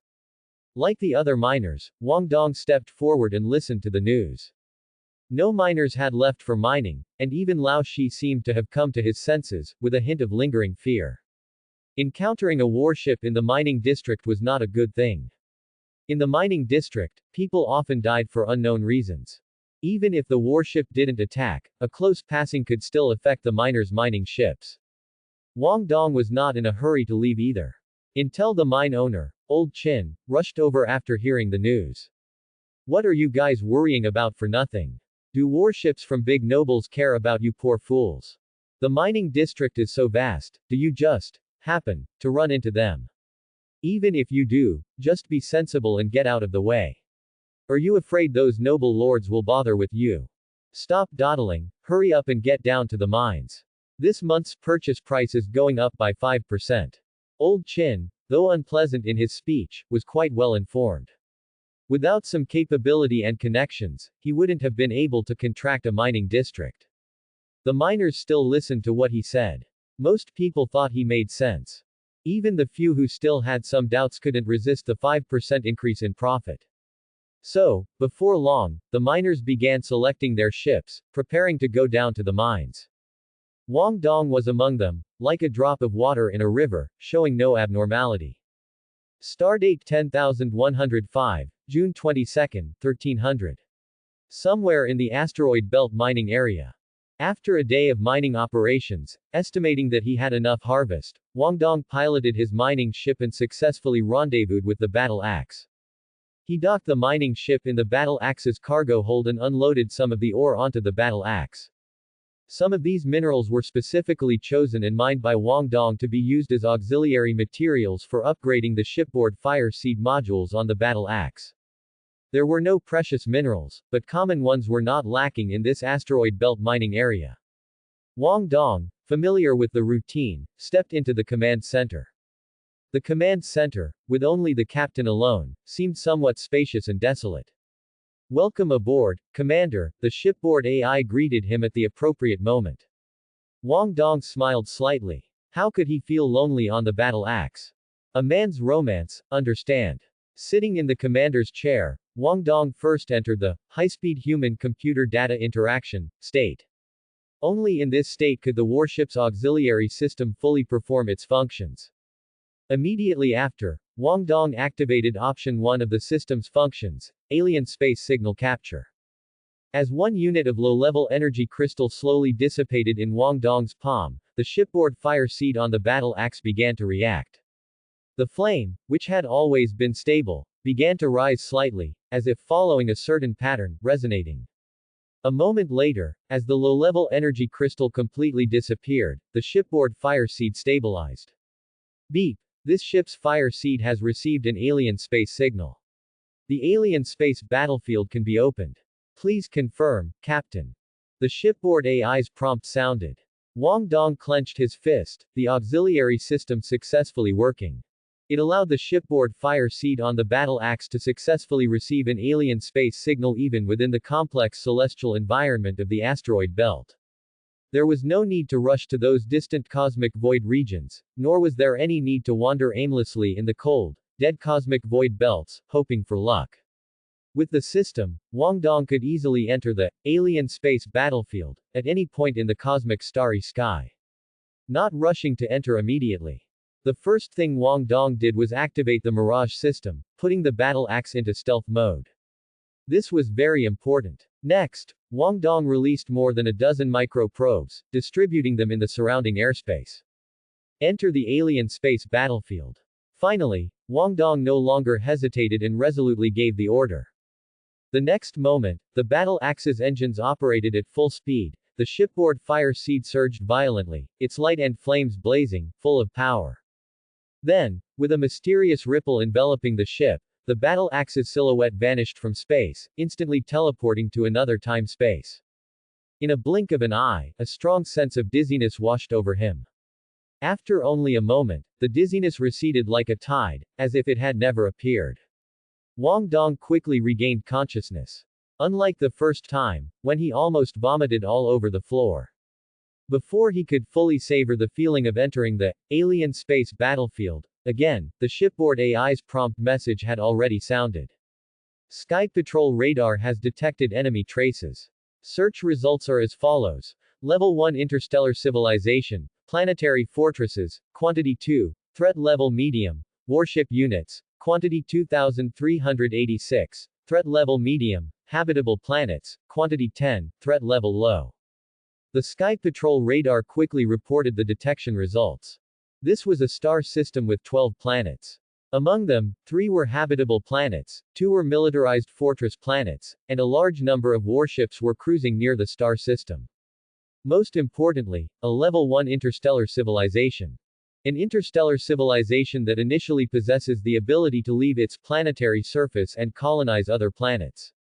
Their reach typically cannot extend beyond their home star system, hence they are also called star system civilizations.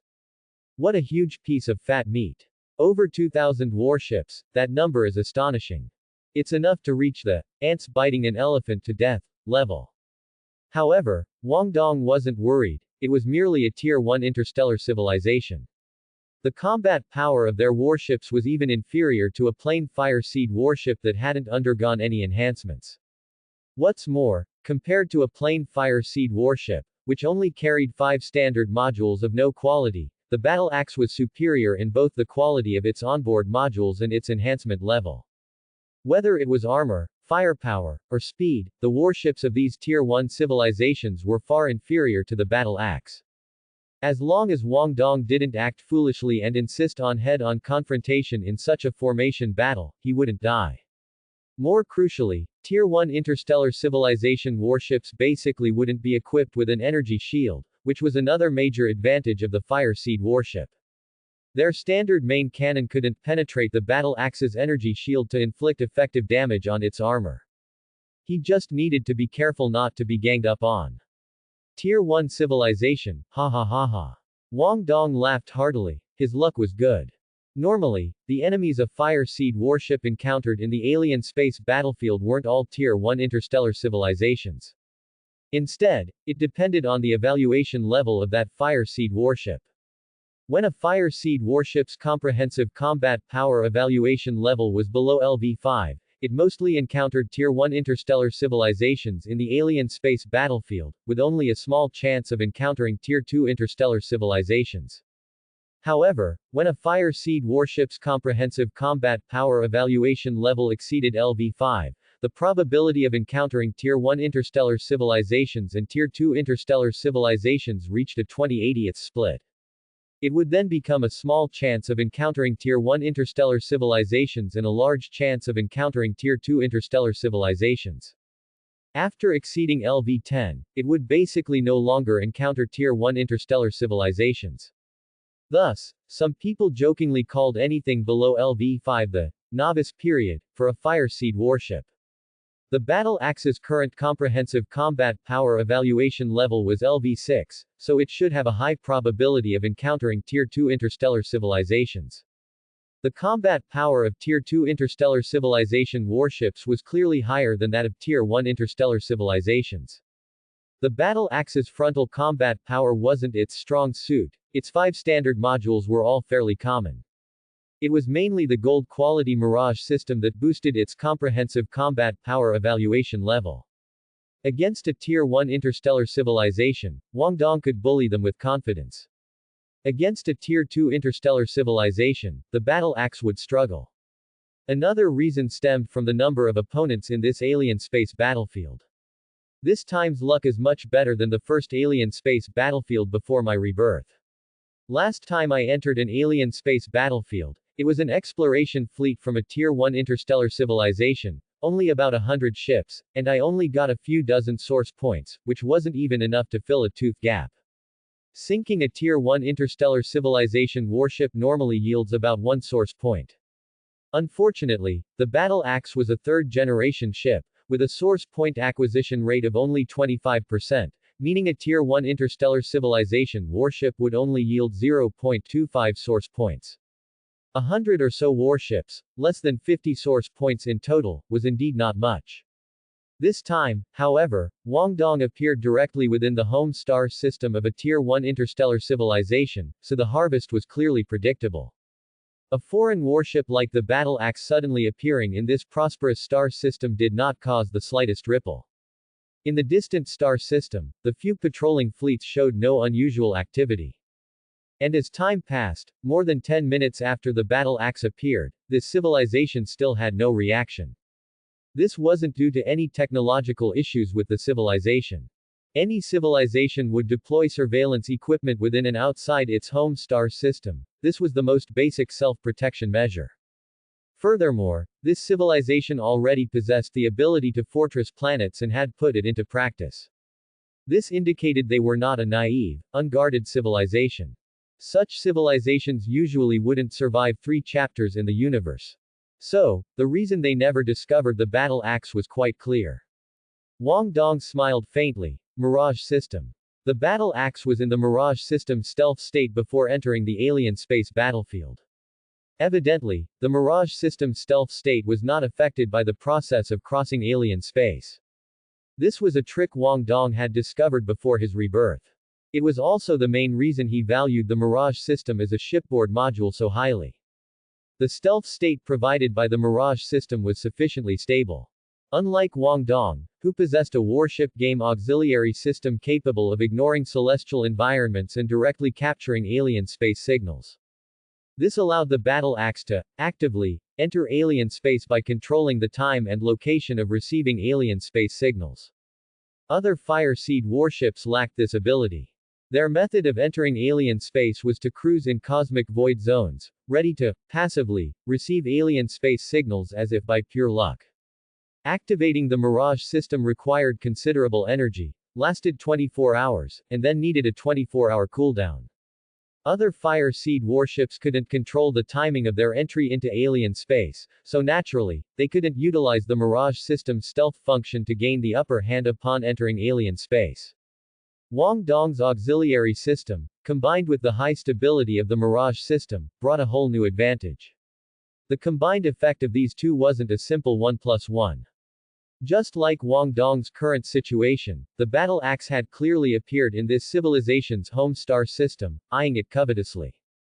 Yet, they hadn't detected the slightest anomaly. This meant that after Guangdong entered the alien space battlefield, he didn't, unlike typical Fire Seed warships, need to immediately enter combat status. Instead, he could quite calmly gather battlefield intelligence and then formulate strategies and tactics based on the actual situation. If he encountered an alien space battlefield with extremely high danger, Guangdong could quietly choose not to expose himself at all and retreat completely. In situations where the strengths were comparable, Guangdong also held the advantage of the first move. As for the current advantage of a weaker enemy and a stronger is, he had ample time to devise better tactics to maximize his gains. There was none of the inexperience and bewilderment he felt the first time he entered an alien space battlefield. Activate the Sky Patrol radar and initiate data and information intrusion. Guangdong calmly ordered. The Sky Patrol radar wasn't just limited to its enemy detection and fire control functions, it also possessed data collection capabilities. Combined with the powerful analysis and synthesis capabilities of the ship's onboard optical computer, given enough time, it could provide the commander with ample information. For example, in the current star system, within each habitable planet, between planets and warships, and even between warships, there were vast amounts of various communication radio waves and data streams. Given enough time, the Sky Patrol radar could fully intercept these messages, and then through the analysis and summarization of the ship's onboard optical computer, compile valuable intelligence. There was no need to worry about language barriers. In the interstellar era, this problem had long been solved by over 100 methods. From the initial, Civilization Dictionary, to the upgraded, Civilization Illustrated Guide, and then to a myriad of, big data analytics. After analyzing the languages and communication methods of tens of thousands of different civilizations, for most unfamiliar civilizations that communicate in conventional ways, communication between two parties or even one-sided deciphering no longer presented any technical difficulty. After patiently waiting for merely an hour, Wang Dong received a detailed intelligence report. Alien Space Civilization, Cliff-Tie Civilization, Civilization History 12,060 years. Civilization Level, Level 1 Interstellar Civilization. Primary Energy Source, Nuclear Energy, Nuclear Fission, Large-Scale Nuclear Fusion. Sphere of Influence, 2 light years, 3 habitable planets, population 18 billion. Ship Combat Power, Battleship 20, 48 points, Flagship 102 points. Language, Cliff-Tie language. Civilization System, Monarchy. Wang Dong quickly scanned most of the information, only a small portion of truly valuable information could serve as a combat reference. Based on the collected information, Wang Dong began to quickly formulate a plan. First, the situation of the battle axe itself. The battle axe's weapons are only the standard main cannon and secondary cannons. For a level 1 civilization's warship, the standard main cannon is, of course, a one-shot kill. Even the secondary cannons, if they hit a vital spot, can instantly destroy it. Currently, the battle axe's ammunition remaining is standard main cannon ammunition, 123 rounds, secondary cannon ammunition, 2012. A bit low. Mainly because I didn't expect to encounter such a large opponent in the first alien space battlefield. The armor is only LV1.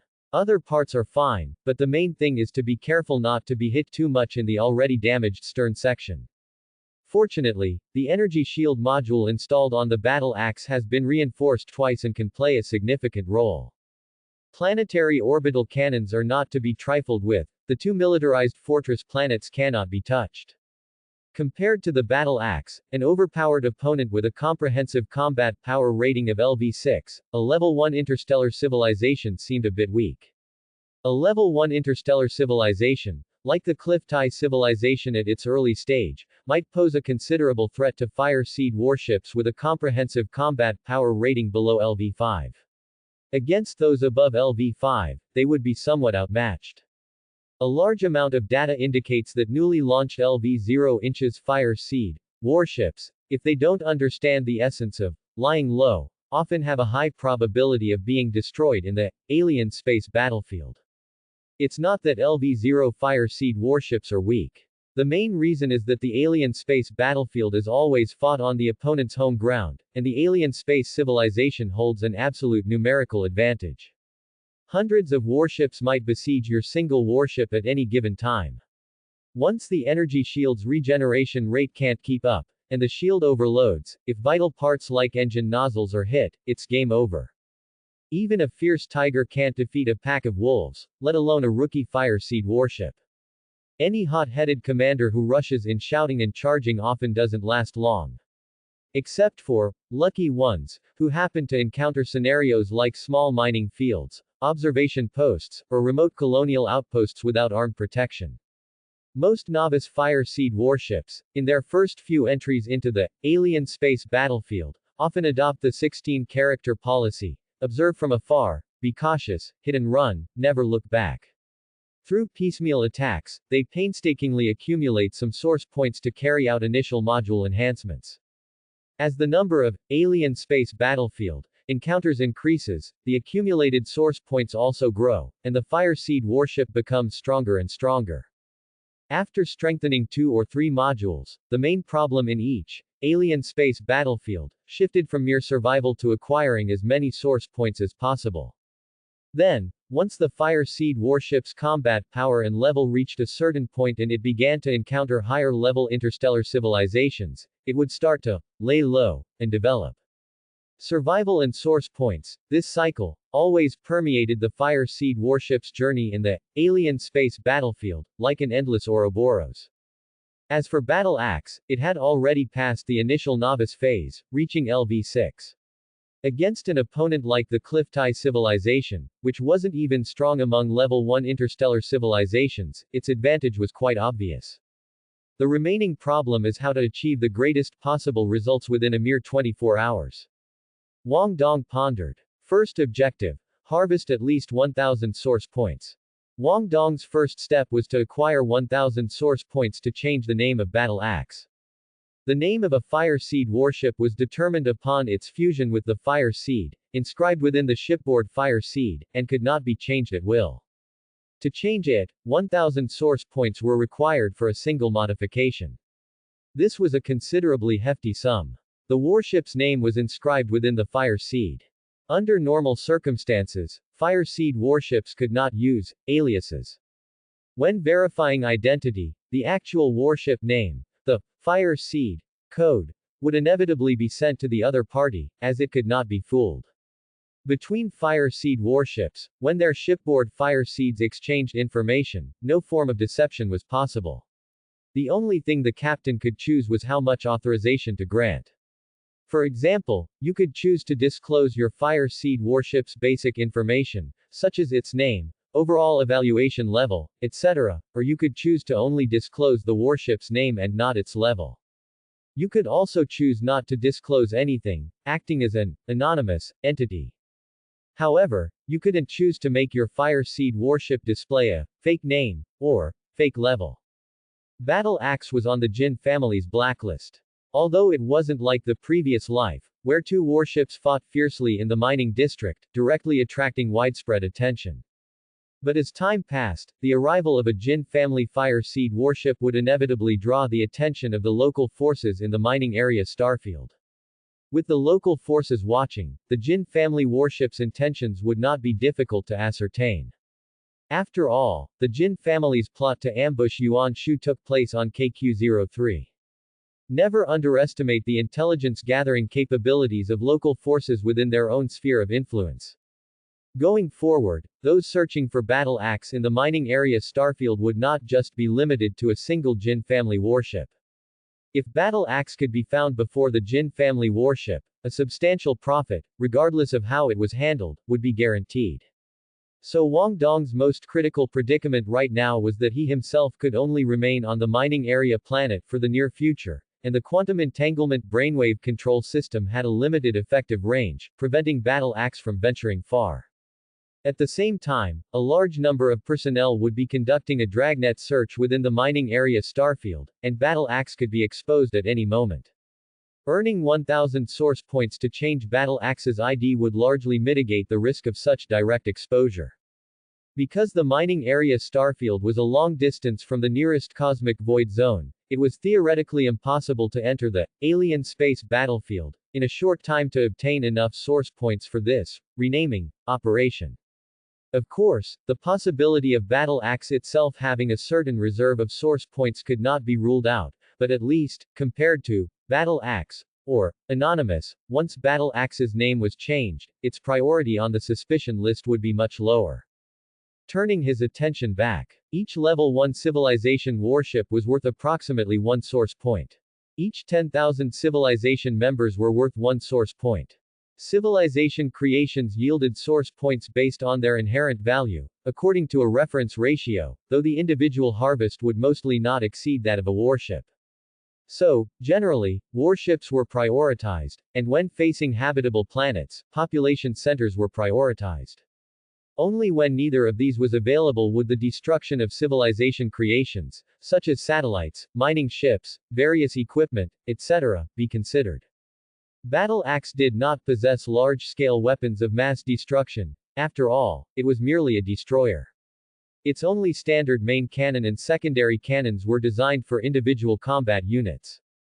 If targeting populations, a single standard main cannon shot wouldn't kill many.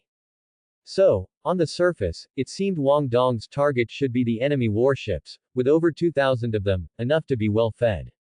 But for a veteran like Wang Dong, this was not actually the case. He continuously calculated in his mind based on the intelligence he possessed. After a while, he let out a long breath. It took them over 30,000 years to reach a level 1 interstellar civilization. This development speed is pathetic. The combat power of their ordinary warships is at most 48 points, which can be ignored. A few flagships only have 102 combat power, equivalent to a blank LV-0 Fire Seed warship. For battle axe, they are equally insignificant. They use nuclear energy, so nuclear bombs won't be scarce, but nuclear bombs are generally ineffective in space combat, mainly because their speed is too slow. With battle axe's speed, they can be easily avoided. Unfortunately, nuclear bombs must have strict confidentiality certifications and cannot be used. Otherwise, given the population density on these planets below, accumulating source points would be simple. After some thought, Wang Dong issued a new command: scan the topography of the habitable planets below and filter out nodes that can cause large-scale disasters. For every 10,000 civilian casualties, one source point can be obtained. The Cliftai star system below is the Cliftai civilization's home system, with extremely high population density. Each habitable planet has billions of people. If he could create some natural disasters, he could slaughter tens of millions of people in minutes, which would be incredibly satisfying. This ratio of return was even higher than simply destroying warships. This is also why the alien space battlefield with habitable planets is called a golden instance. The only pity is that the universe is vast, but the proportion of habitable planets is not high. The chance of encountering a habitable planet in an alien space battlefield is even lower, less than 1 in 1,000. That is the exclusive domain of certain legendary European emperor captains. As for habitable planets with high population density, they are even rarer, 1 in 100,000. If a captain encounters one, he will host a grand banquet upon his return to prevent bad luck. Before Wang Dong, there were 3 high population density habitable planets, a fact that would make countless captains green with envy and murderous intent. It should be said that Wang Dong stumbled upon a huge gift package in this alien space battlefield. Just 10 minutes later, the ship's optical computer projected 3 3D holograms corresponding to the 3 habitable planets, marking each node that could potentially cause large-scale casualties. Wang Dong quickly scanned them: super-large water conservancy facilities, flammable and explosive facilities in super-large cities, nuclear power plants near densely populated areas, detonatable super-large underwater active volcanoes. The role of a supervillain in movies. Wang Dong instantly realized his role. Fortunately, the appearance of this alien civilization is not very righteous. Wang Dong could naturally see the racial image of the Cliftai civilization. They resembled gorillas wearing clothes and had little resemblance to the word human. Wang Dong felt that if the opponents were similar in form to humans, he would have hesitated for a while before choosing this mode of slaughter. It's a pity that the supplies on the battle axe are really a bit scarce. Wang Dong sighed with emotion. The beginning is always so difficult. With limited conditions, there's nothing one can do. In a flash of thought, Wang Dong formulated a rough plan.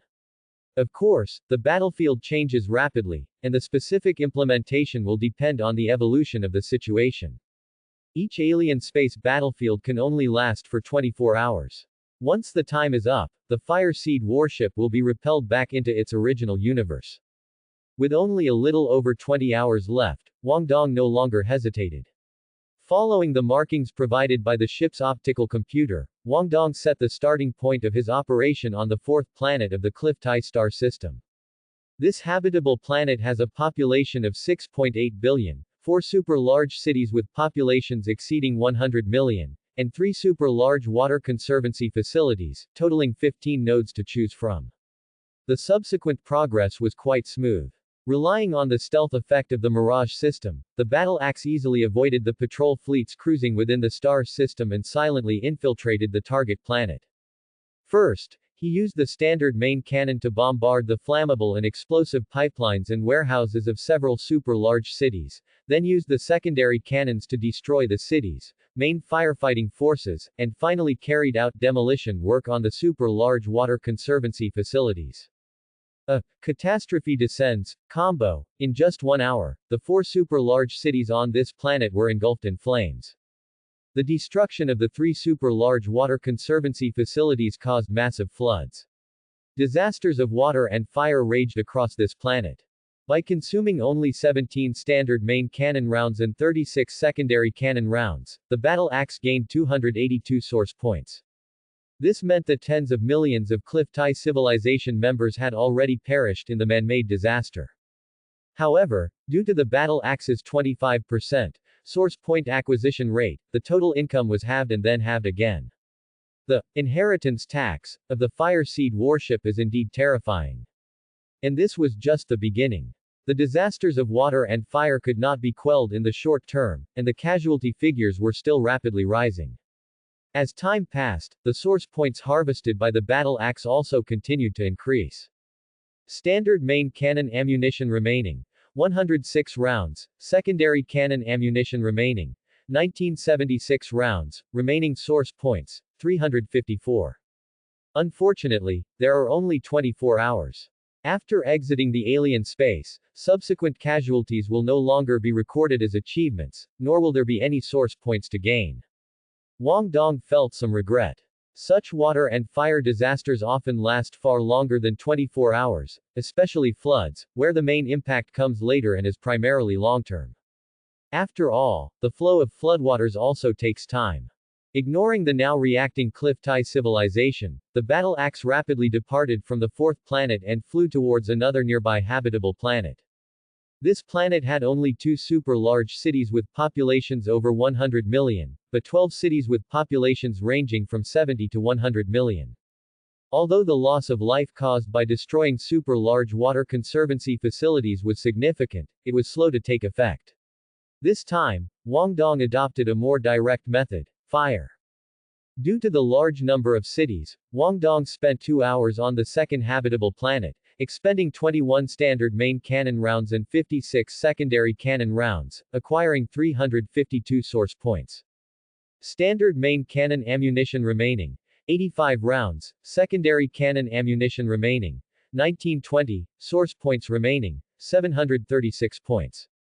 The additional source points came from the continued spread of the fire and water disasters on the first habitable planet, leading to ongoing casualties.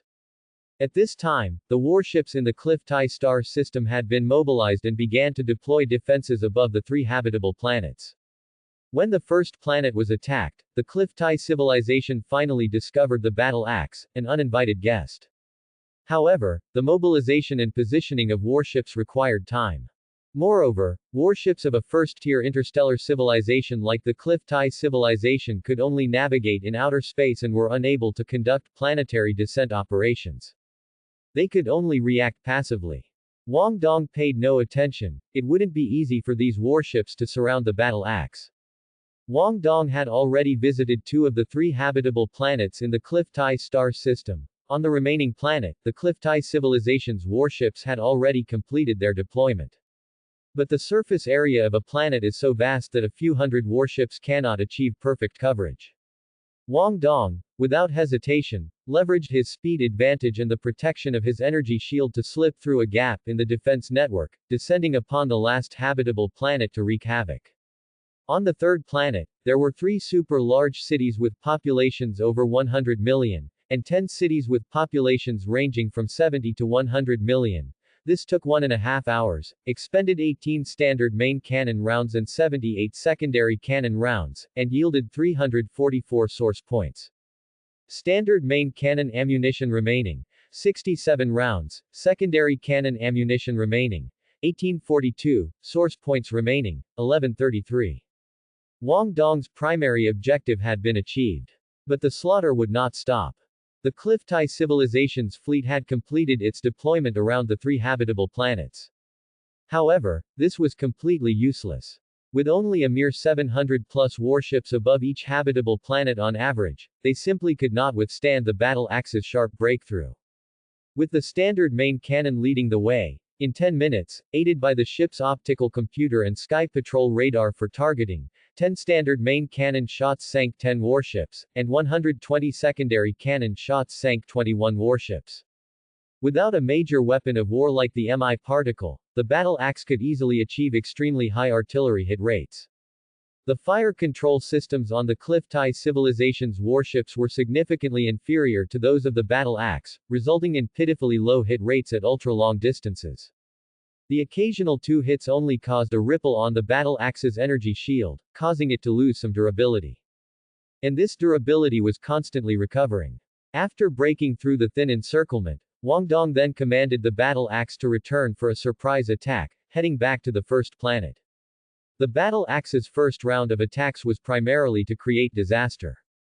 The destruction and casualties from a disaster are a continuous process, so the faster, the better. All 3 planets were visited once. Next was the process of adding insult to injury. The main goal was to accelerate the spread of disasters that might have shown signs of mitigation. This, adding insult to injury, phase took 1 hour, expended 17 standard main cannon rounds and 90 secondary cannon rounds, and yielded 145 source points. Standard main cannon ammunition remaining, 50 rounds, secondary cannon ammunition remaining, 1752, source points remaining, 1338. As the damage caused by the disasters expanded, the number of additional source points Wang Dong acquired also increased. After the battle axe broke through the defense line and descended to the planet, the Cliftai civilization's space warships could not similarly descend to engage in combat. The defense forces within the planet alone were completely unable to stop the battle axe's destruction. Weapons like missiles launched by planetary fighter jets couldn't even damage the battle axe's armor. The battle axe almost rammed through with an imposing momentum, ignoring all kinds of harassment. Once a certain number gathered, secondary cannons were used for bombardment, and 1 round of shelling cleared an area. Then, Wang Dong repeated his tactic, relying on the energy shield, and once again broke into the second planet. This took 1 hour, plus 31 warships sunk while breaking through the Cliftai civilization fleet's defense line, expending 27 standard main cannon rounds and 201 secondary cannon rounds, acquiring a total of 191 source points. Standard main cannon ammunition remaining, 23 rounds, secondary cannon ammunition remaining, 1551, source points remaining, 1595. Then it was the third planet, which took 1 hour, including 25 warships sunk while breaking through the Cliftai civilization fleet's defense line, expending 20 standard main cannon rounds and 239 secondary cannon rounds, acquiring a total of 151 source points. Standard main cannon ammunition remaining, 3 rounds, secondary cannon ammunition remaining, 1312, source points remaining, 1806. After this, Wang Dong couldn't continue. Only 3 standard main cannon rounds remained, and he dared not be wasteful. Looking at the 3 habitable planets that still had large populations, and the thousands of warships, Wang Dong was tempted but unable to act. Standard main cannon ammunition was almost depleted, and secondary cannon ammunition was also running low. It was impossible to exhaust all ammunition. A battle axe in that state would become a mere target. Moreover, it could be seen that residents on several habitable planets had already begun to evacuate, and forcibly breaking through again would lead to diminishing returns. On the planets, the heavily damaged cities had also received organized rescue efforts, fires were brought under control, and casualties sharply decreased. Wang Dong clearly understood that the profits from this wave of surprise attacks had already been maximized. 24 hours in the alien space battlefield, 13 hours had passed.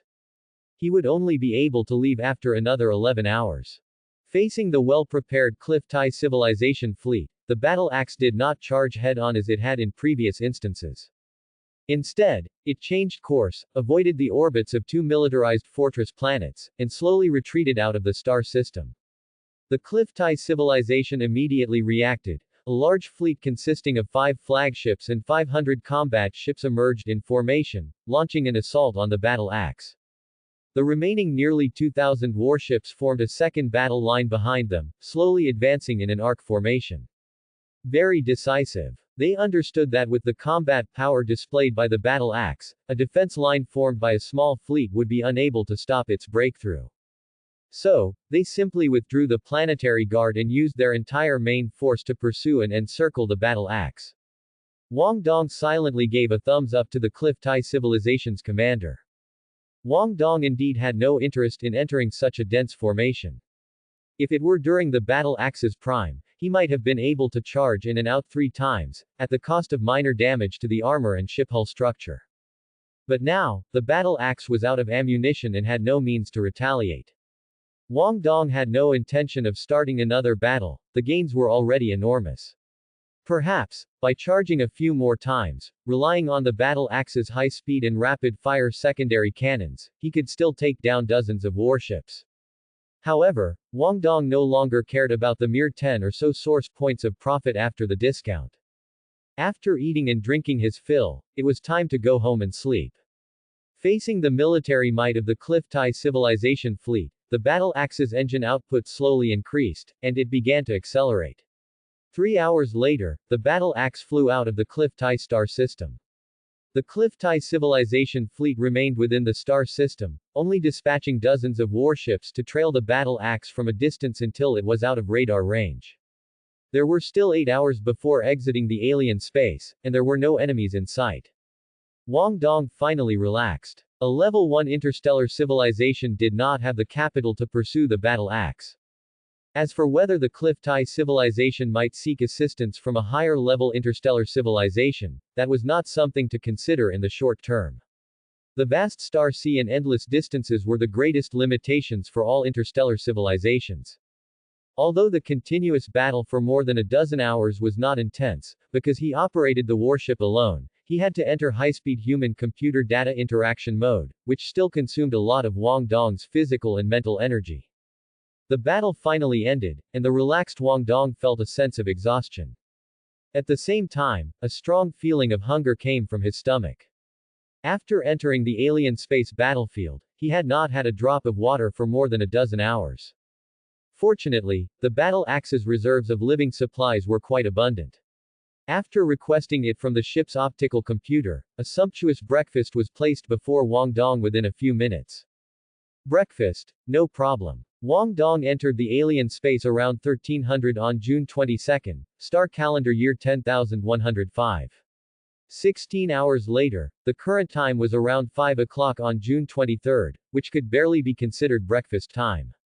After unhurriedly enjoying the sumptuous meal, Wang Dong wiped his mouth and strolled around the command cabin. After adjusting the filter light mode, the starlight from the sky penetrated the portholes, making Wang Dong feel as if he was immersed in a sea of stars. He gently tilted his head and slightly closed his eyes.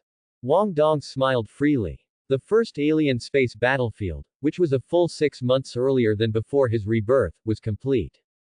His former enemies, the noose of fate, had already revealed its ferocious fangs. Are you ready? He waited patiently until the 24-hour alien space battlefield ended. There were still a few hours left until the end of this alien space battlefield. Wang Dong, with nothing to do, took a tour of the battle axe. Because he had to pretend that nothing had happened and that he was just going on a normal mining trip, the previous time was quite rushed, and Wang Dong, eager to mine, did not inspect the ship in detail. Although he had spent more than 10 years with the battle axe before his rebirth and was quite familiar with it.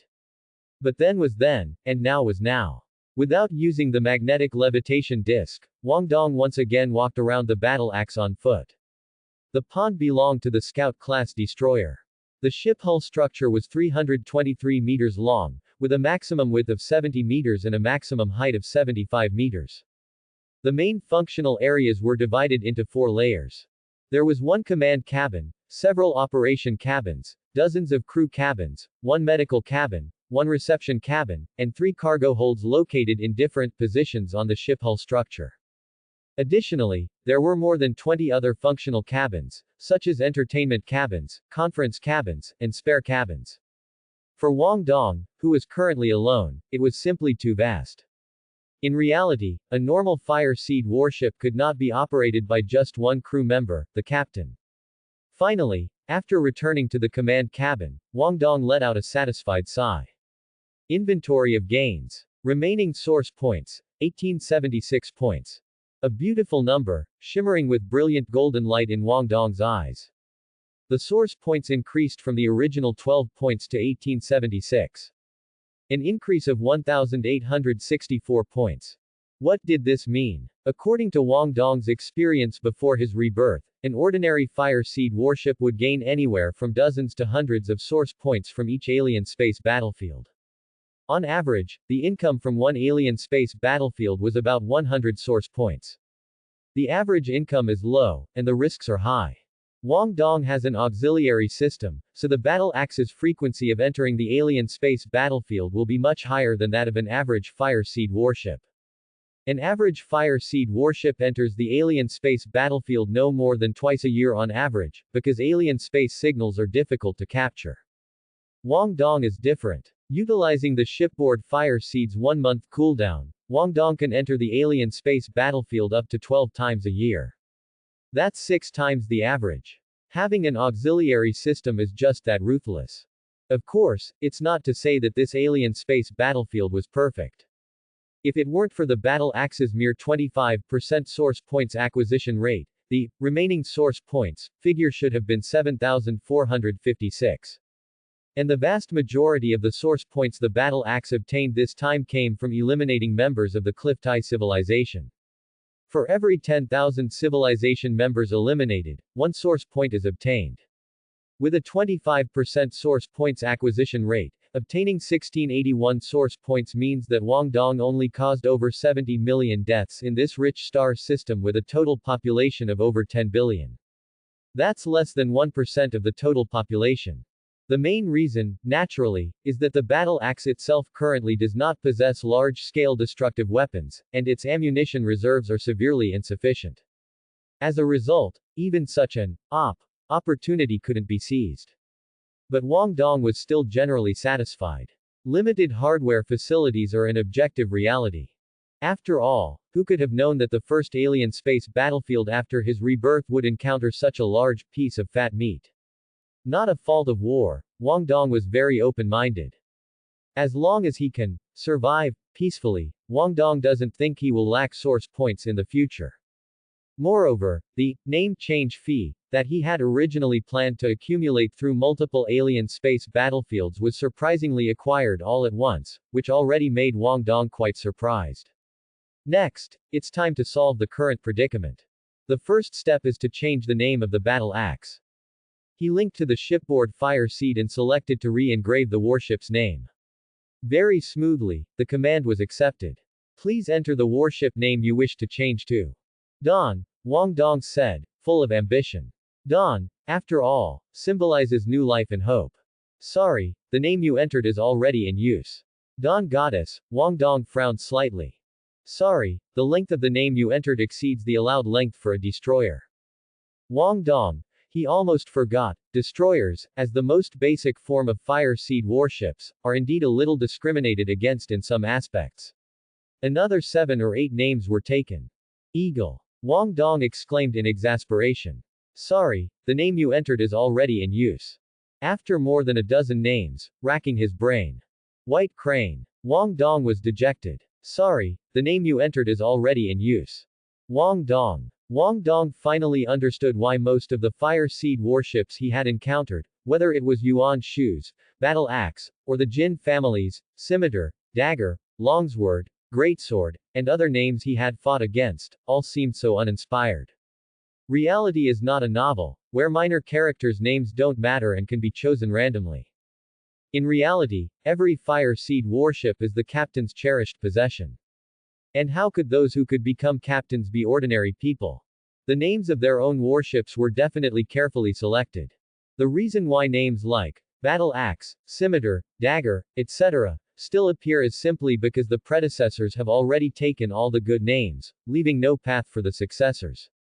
Over 10,000 years, the human civilization has built countless Fire Seed warships, and naturally, countless warship names. Any slightly decent-sounding name was used up thousands of years ago. Successors could only lower their standards again and again, to the point where Wang Dong now couldn't even find names like Little Eagle and Gray Crane. Wang Dong never expected that he would be stuck on the naming process for over an hour. After countless attempts, Wang Dong felt his brain was turning to mush, and the words he uttered were even subconscious pronunciations, not even thought through. Lake. Wang Dong's voice was barely a whisper. Sorry, the name you entered is already in use. Pond. Pond, name not duplicated. Confirm. Bathtub. Wait, not duplicated. Wang Dong suddenly reacted. Bathtub, name not duplicated. Confirm. No, no, no. Wang Dong quickly rejected it. Pond was already tragic enough, What if it became bathtub? Pond. Wang Dong said cautiously. Pond, name not duplicated. Confirm. Confirm. Wang Dong had run out of patience.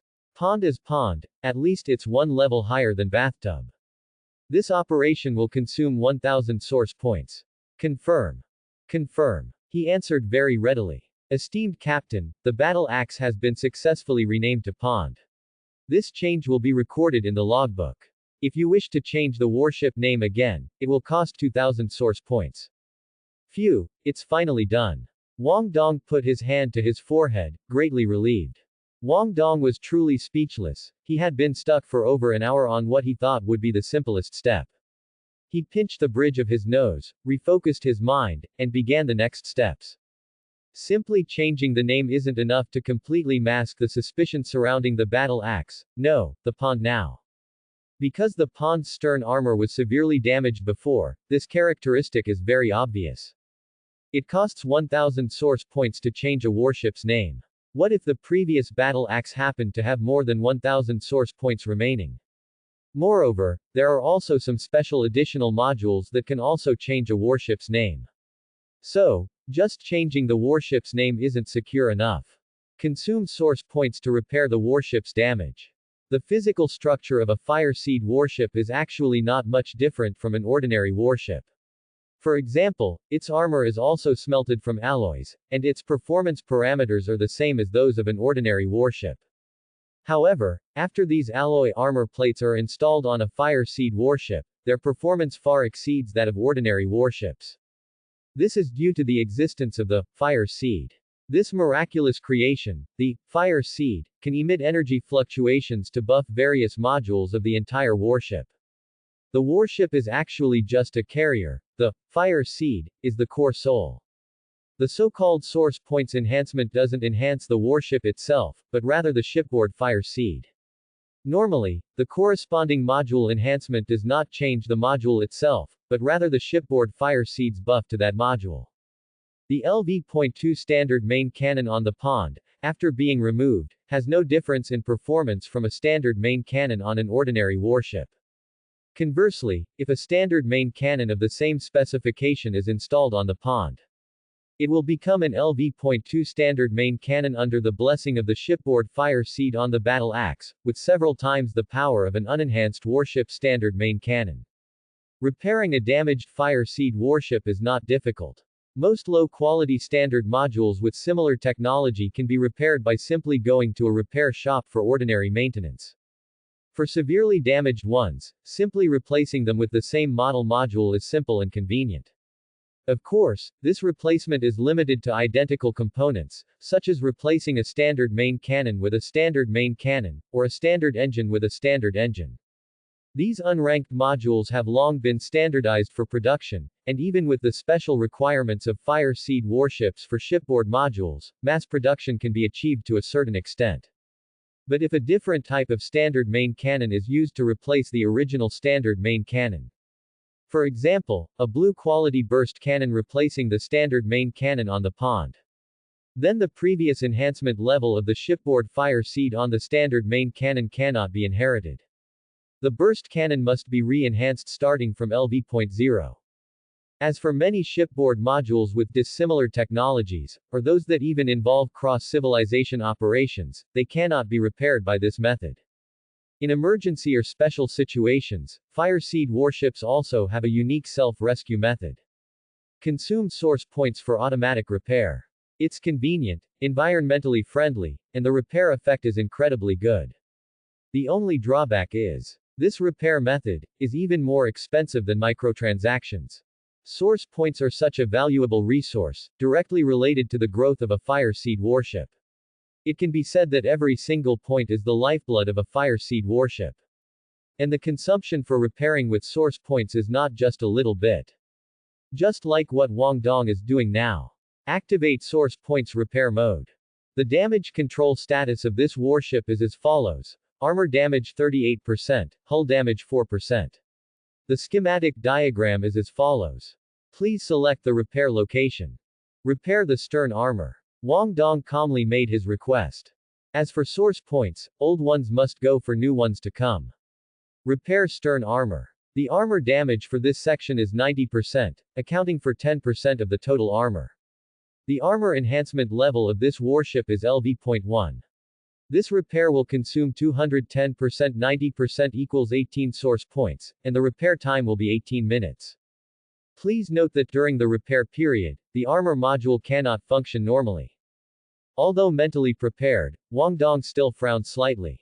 This repair is calculated by multiplying the upgrade cost of the repaired module by the proportion of the repaired part. The Pond's armor is LV.1, green quality, and upgrading from LV.0 to LV.1 consumes 200 source points. The stern armor of the warship accounts for 10% of the warship's total armor, and the damage rate of the Pond's stern armor is 90%.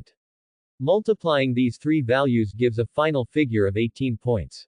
If the entire warship's armor were repaired, it would be equivalent to the cost of re-upgrading and enhancing the armor module once. However, this loss is understandable.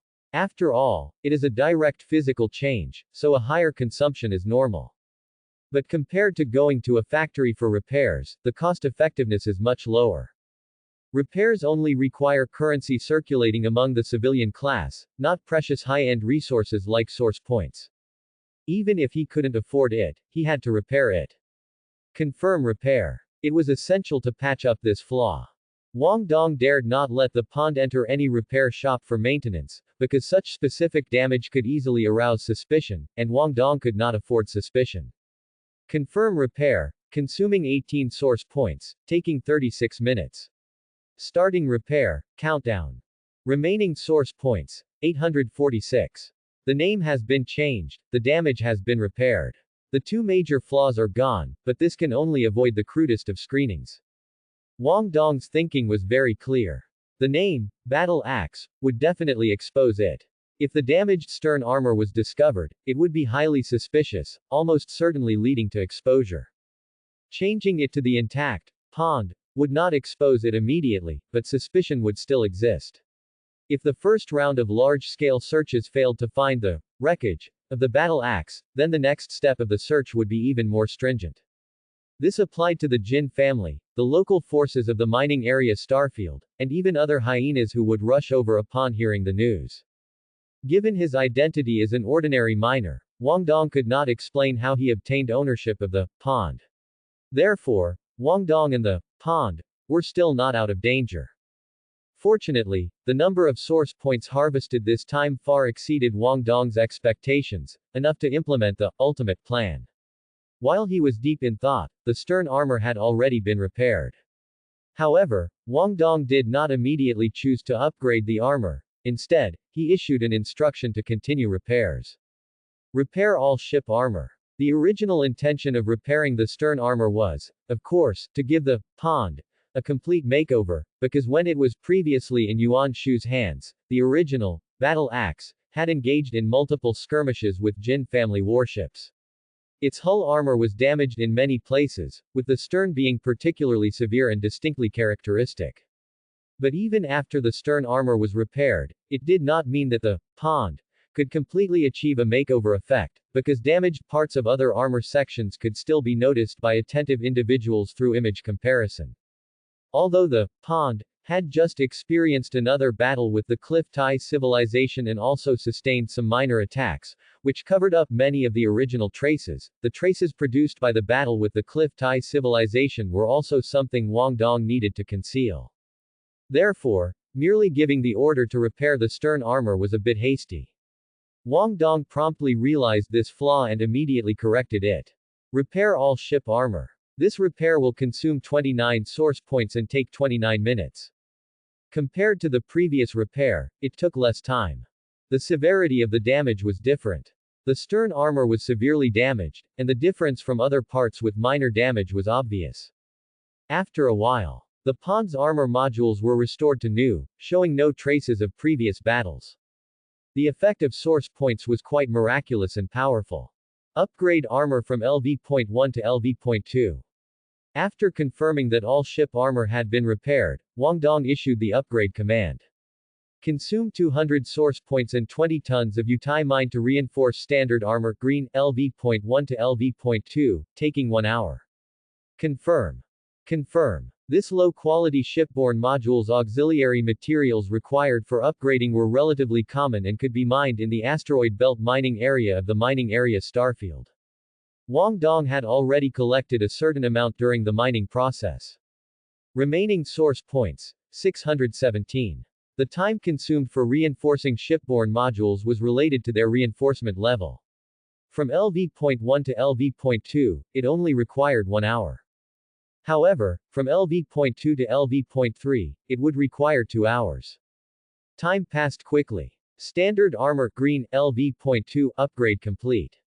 Current attributes are as follows. Defense Strength 13, Material, Alloy, Defense Attributes, Kinetic 13%, Particle 13%, Laser 13%, Mystical 0. Conditions for upgrade. 1. 200 source points. 2. 25 tons of Utai mine.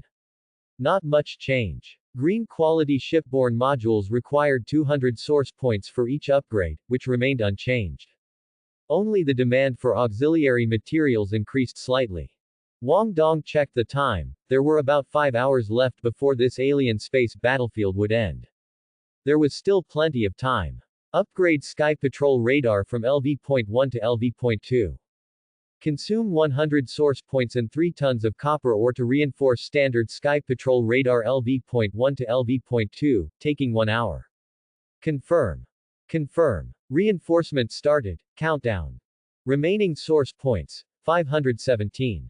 Continue to wait. Standard Sky Patrol Radar LV.2 upgrade complete. Current attributes are as follows.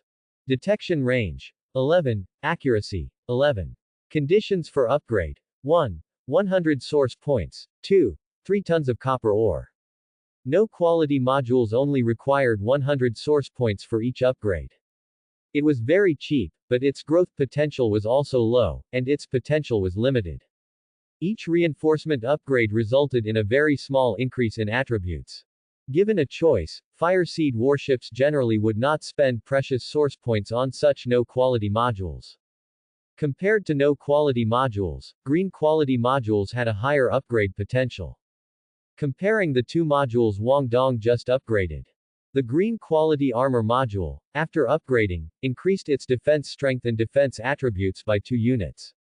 However, the no-quality Sky Patrol Radar, after upgrading, only increased its detection range and accuracy by 1 unit. The difference was obvious. While Wang Dong issued several reinforcement commands, the auxiliary system in his mind simultaneously popped up a prompt. Do you want to consume 1 unit of low-level energy crystal to double the module's growth value? Wang Dong indifferently chose, no. This was optional function 2 that appeared after the auxiliary system was activated, module growth value doubling. Depending on the quality of the reinforced and upgraded module, it consumed corresponding energy crystals to double the module's growth value.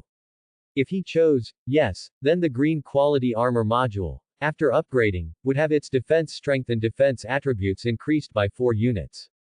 Even if the no-quality Sky Patrol Radar was upgraded, its detection range and accuracy would also increase by 2 units, equivalent to the growth rate of green quality. Thanks for watching.